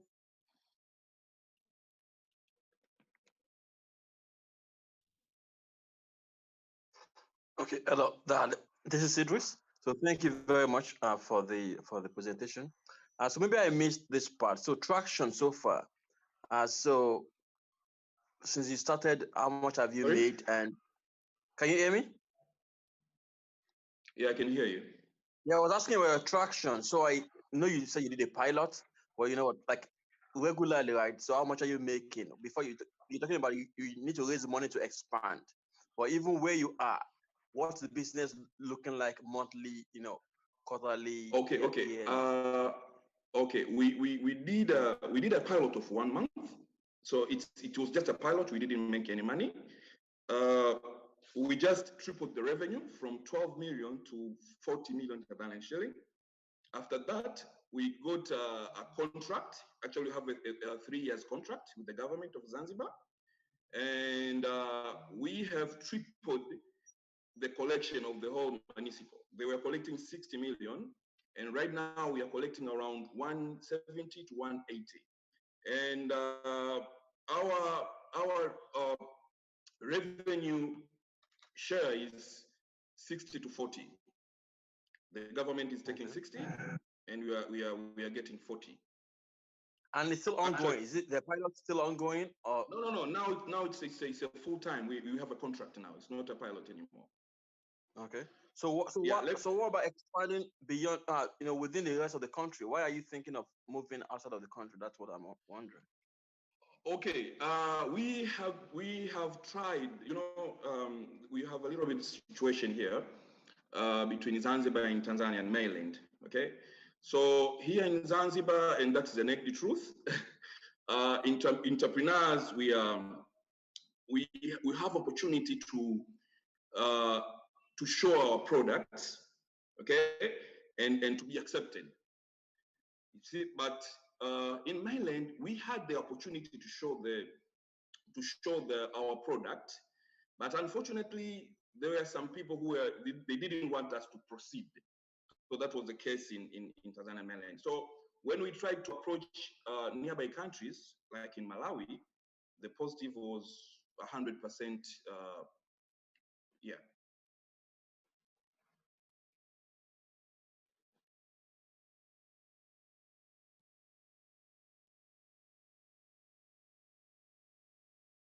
Investors, do we have any other questions?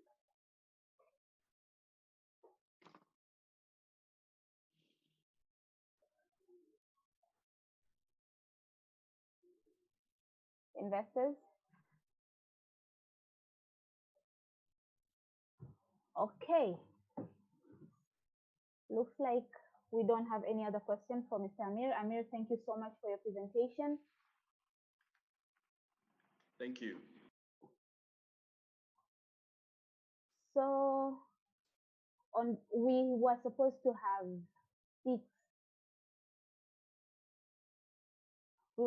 have six entrepreneurs pitching today, but unfortunately, one entrepreneur, Albani from Food Sasa, based in Tanzania, could not join us today.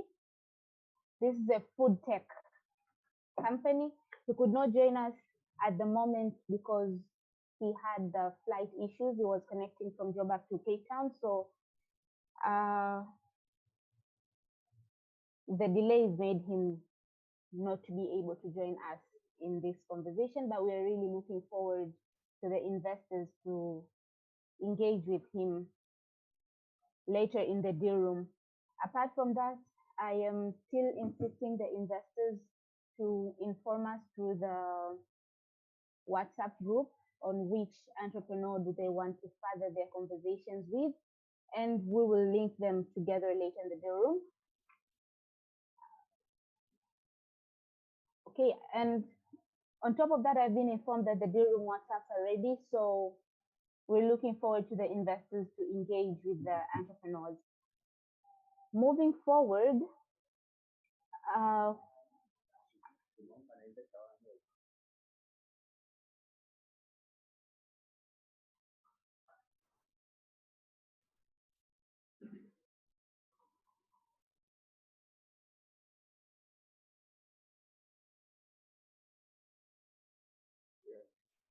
okay, so moving forward, we are actually going to share the updated decks with the investors. I think we had shared the initial ones.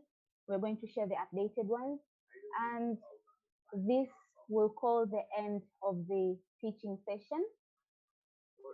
Henceforth, I am going to share with you the link to the other Zoom for the closing. So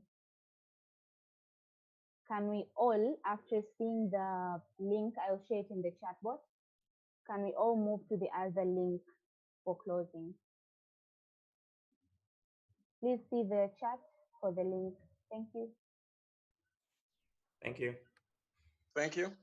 Thank you very much.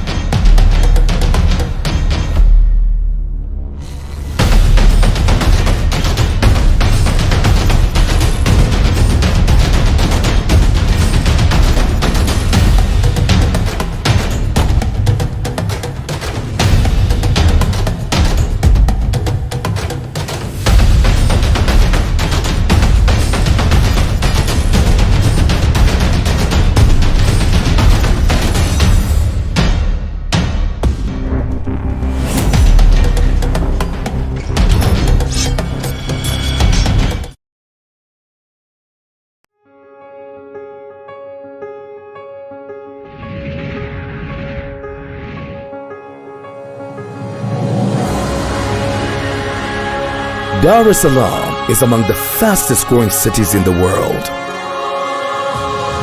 The city is expected to reach megacity status by 2030. This means we will have more than 10 million inhabitants living in the city. Something interesting is happening in the Tanzania's financial capital.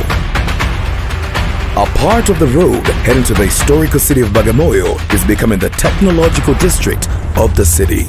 The district is the home of all major public tech offices, telecom operators, innovation hubs,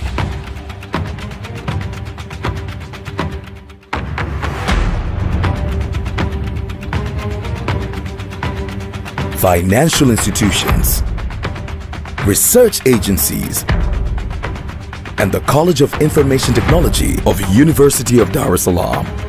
Startup companies and tech-driven businesses are moving to the area. The future is here. Organically, the district is championing Tanzania's efforts towards digital transformation and the fourth industrial revolution, creating a generation of new businesses and equipping youth with future skills. Join us and be part of the exciting journey by helping to promote, invest, and accelerate the growth of the district, the growth of Silicon Dar. You can follow the movement via www.silicondar.org.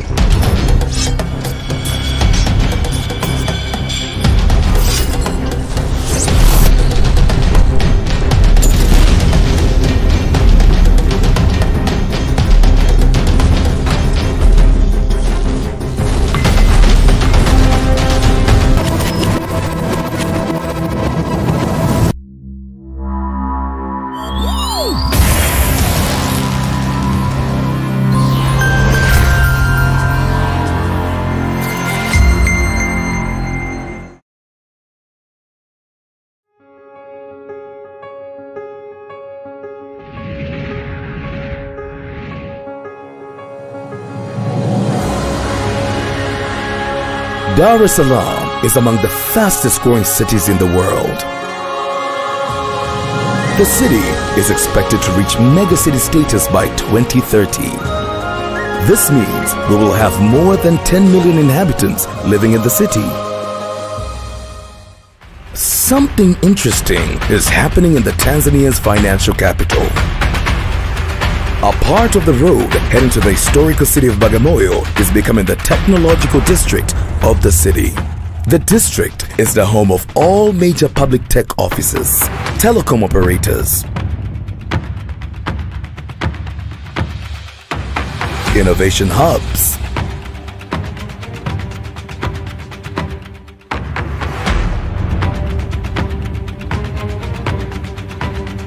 financial institutions, research agencies, and the College of Information Technology of University of Dar es Salaam.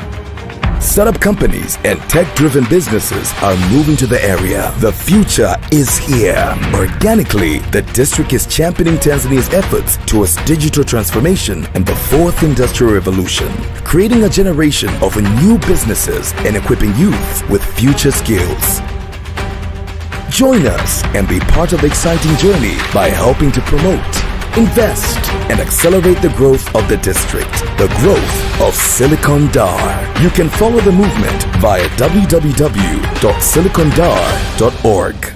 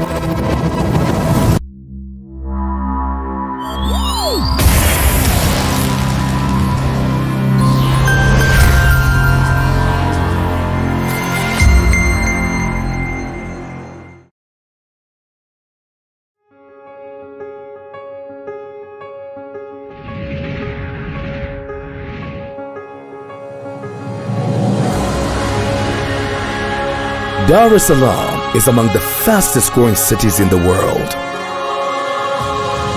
The city is expected to reach megacity status by 2030.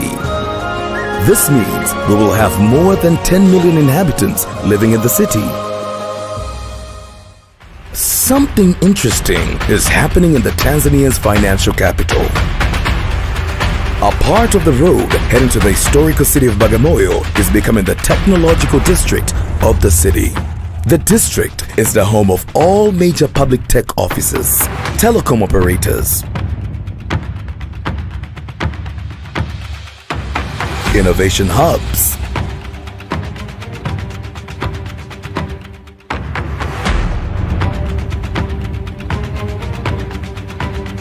financial institutions, research agencies, and the College of Information Technology of University of Dar es Salaam. Startup companies and tech-driven businesses are moving to the area. The future is here. Organically, the district is championing Tanzania's efforts towards digital transformation and the fourth industrial revolution, creating a generation of new businesses and equipping youth with future skills. Join us and be part of the exciting journey by helping to promote, invest, and accelerate the growth of the district, the growth of Silicon Dar. You can follow the movement via www.silicondar.org.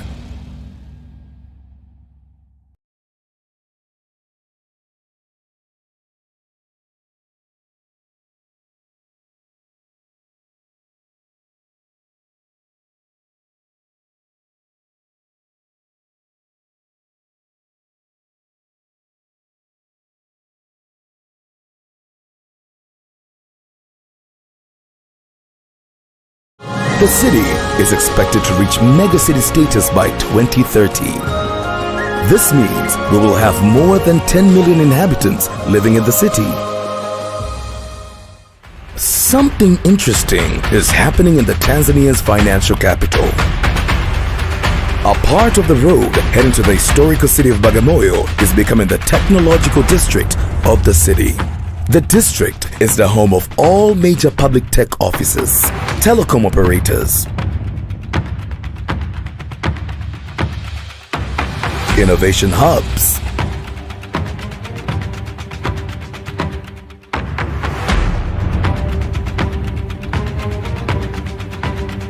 financial institutions, research agencies, and the College of Information Technology of University of Dar es Salaam. Startup companies and tech-driven businesses are moving to the area. The future is here. Organically, the district is championing Tanzania's efforts towards digital transformation and the fourth industrial revolution, creating a generation of new businesses and equipping youth with future skills. Join us and be part of the exciting journey by helping to promote, invest, and accelerate the growth of the district, the growth of Silicon Dar. You can follow the movement via www.silicondar.org.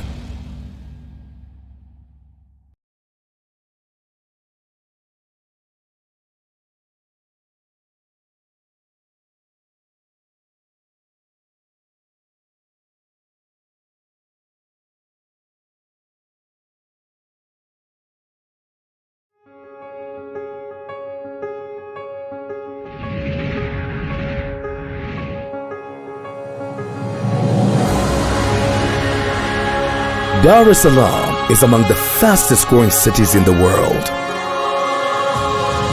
The city is expected to reach megacity status by 2030.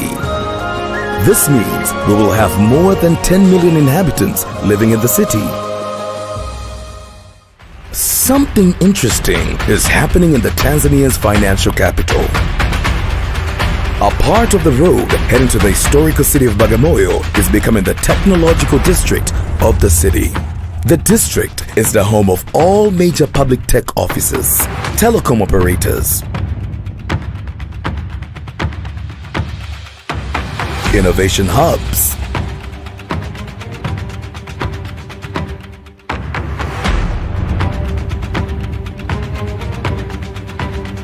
financial institutions, research agencies, and the College of Information Technology of University of Dar es Salaam. Startup companies and tech-driven businesses are moving to the area. The future is here. Organically, the district is championing Tanzania's efforts towards digital transformation and the fourth industrial revolution, creating a generation of new businesses and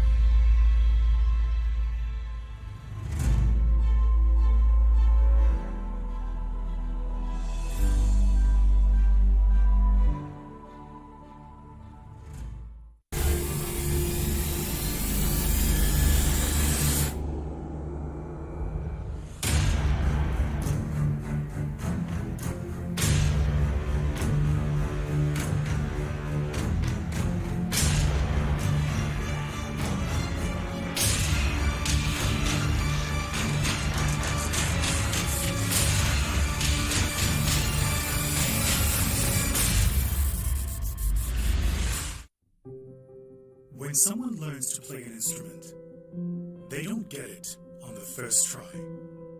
They fail. In the beginning, they fail many times, but they don't stop. They keep playing through the failure. They keep putting in the work. Then, one day, they don't fail at all. That's what entrepreneurship is. It's pushing through failure after failure after failure. But most importantly, you need the right teachers who can recognize the failures so you can learn from them. That is where One comes in. One, come fail with us.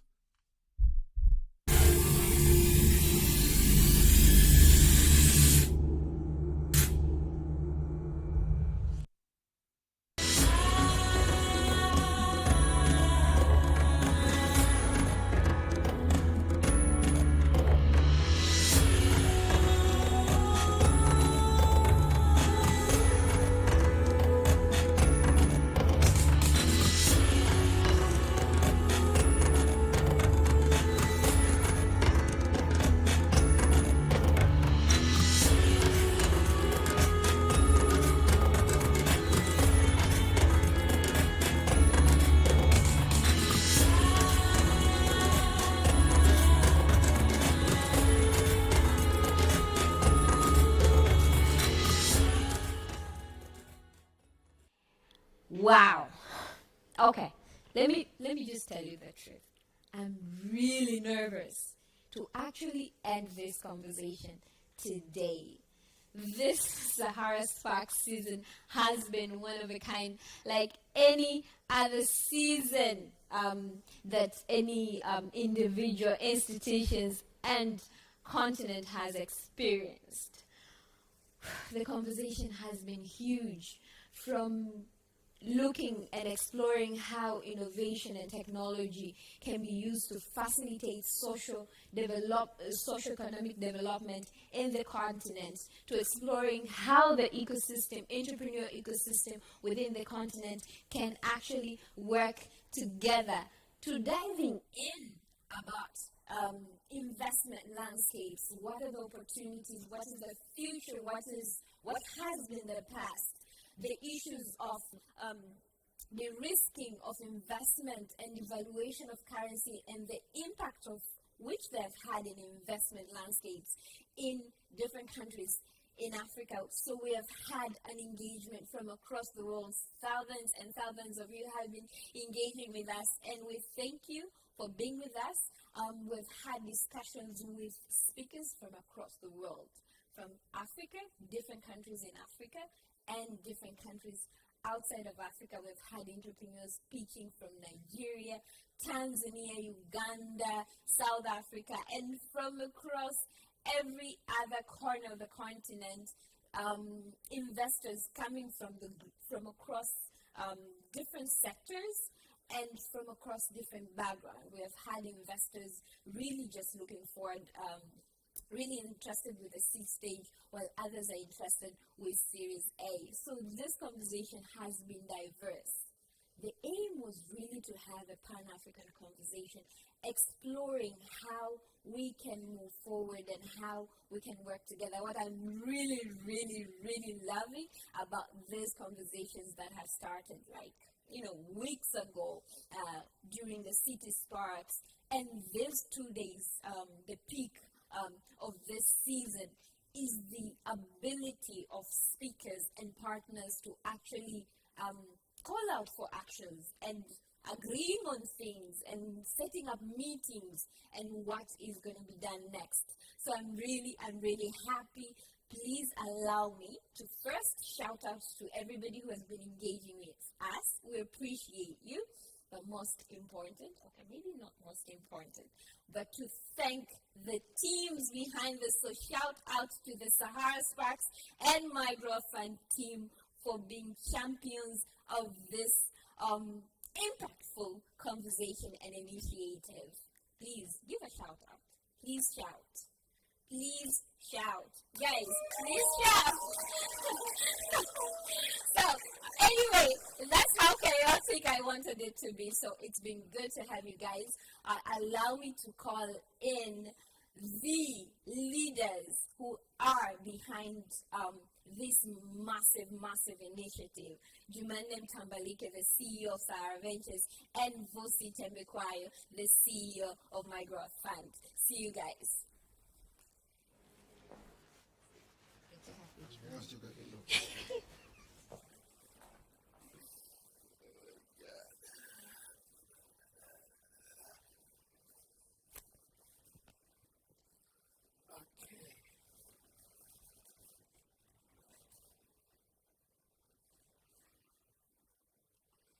Yeah, so it is what it is.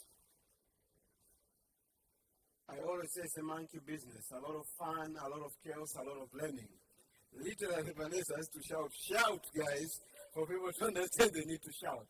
So that's the thing with this pre-production, production, and live stuff. Always there's a lot of chaos in between, but I'm very excited that we're even having this conversation, and still those uncertainties and disruptions are happening in real time.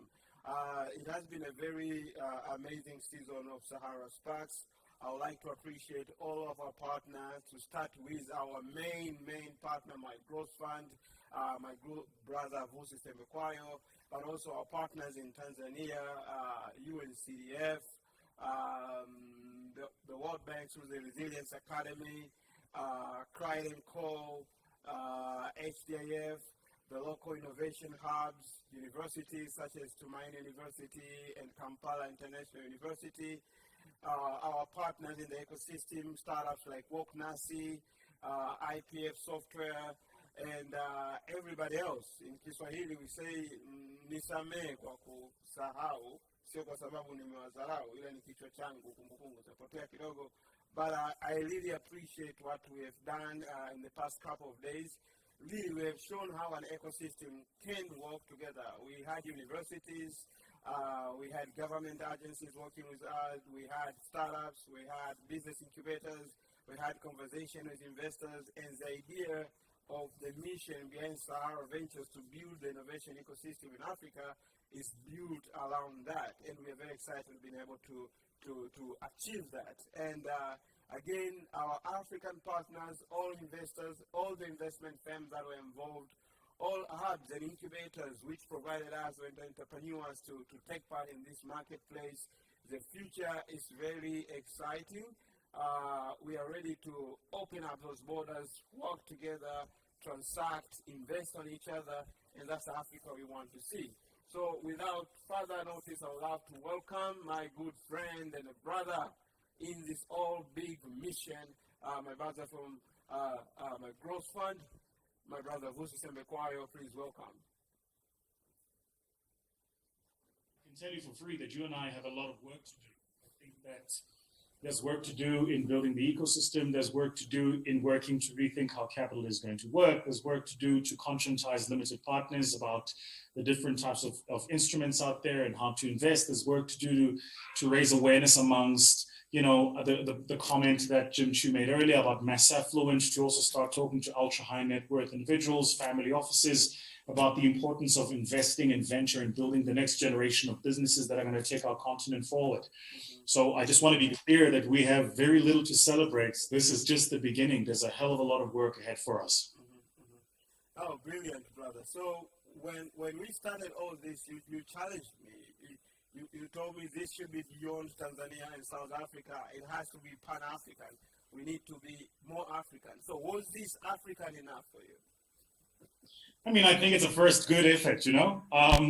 And, you know, for the team behind the scenes, for everybody who's not aware, but the team behind the scenes on my side and on your side, Vanessa, Karen, Emmanuel, everybody that was involved, there's a lot of work that happened behind the scenes to bring together what's been happening over the past 2 days. You know, but if you think about it, we've had contributors from Nigeria, from Ghana, from Tanzania, from Uganda, from Namibia, South Africa, from Zambia, I don't know of any other platform on the continent that has been this evenly spread in terms of giving a share of voice to participants. We tend to think quite provincially in our own small little ways, and I've been very heartened to see that people have made themselves available. I mean, you had Uncle Tommy this morning. You know, I've been a huge fan of Uncle Tommy, the work he's been doing with the Angel ecosystem. Who working in the venture ecosystem doesn't know E, and the work that E's done with Andela and Flutterwave, and you know, and several other startups, and now Future Africa. And so what we did here is we brought together the heavyweights. We had the right conversations. We created the right platform. But this is the launch. This is not yet it. What we've just done here is we've created a platform. The challenge for you and I is how do we carry this momentum going forward in terms of how we provide real insights into the marketplace. So I was saying to my team earlier, and I'm sure it'll be a subject of discussion, we need to think about how do we publish something off the back of this, provide market intelligence, intel, research, and data into the ecosystem to give everybody a sense of what was happening here over the past 2 days. And to think that we did it with the resources that we had, which by the way was scant, is for me an even bigger source of achievement. So everybody behind the scenes, man, you know, just well done. This was an incredible effort. Really, really well done. Someone in the team deserves a pay raise. Her name is Karen. We work in venture. There's no pay raise in venture. No, she has been super amazing. Thank you so much, Karen. There's a group of people, my underdogs, not your version of underdogs, people who are actually doing stuff, those foundational stones that usually they don't appear in front, but they're doing the dirty work. So they want to appreciate and greet you. So greetings from the Sahara Sparks team.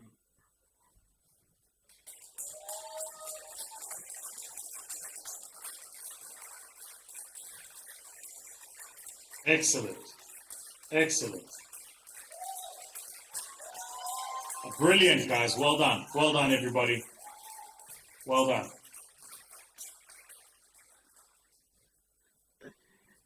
Yeah, so those guys have not been sleeping. And I know. I don't have a budget for salary days. Again, brother, I really appreciate it, and I know you have a massive team behind this. They're putting a lot of resources and a lot of commitment, and this is Africa we want to see. Africa with young people with a lot of energy, passion, commitment to transform the continent. We are ready, we are young, and we are ready to move forward. So as we are wrapping up, so what is the next step? What is the next practical step in this thing, brother? Well, you know, I think that there's a lot of work for us to do, right? Mm-hmm. We definitely have to publish some work that has to go into the ecosystem. Mm-hmm. So let's do that. Mm-hmm. Let's publish some work that goes into the ecosystem so that we can inform the ecosystem about what's going on. I think that's important. Mm-hmm. The second thing we have to do is we have to really think about how do we meaningfully engage with instruments of capital. And I think the conversation today with the investors was absolutely amazing. So let's do that stuff. That's the stuff that we need to do. Then we can have a conversation about what does 2021 look like and where could we go from here. Brilliant. So one thing about these days, you cannot predict anything. We're living in times of uncertainties. The only option for you is to blend in and be flexible and be agile and be ready for disruption. And that is what we're excitingly looking to do during Sahara Sparks 2021. Thank you, everyone. Thank you, my team. I've been practicing this word for a couple of days. Siyabonga. Thank you, Rufus.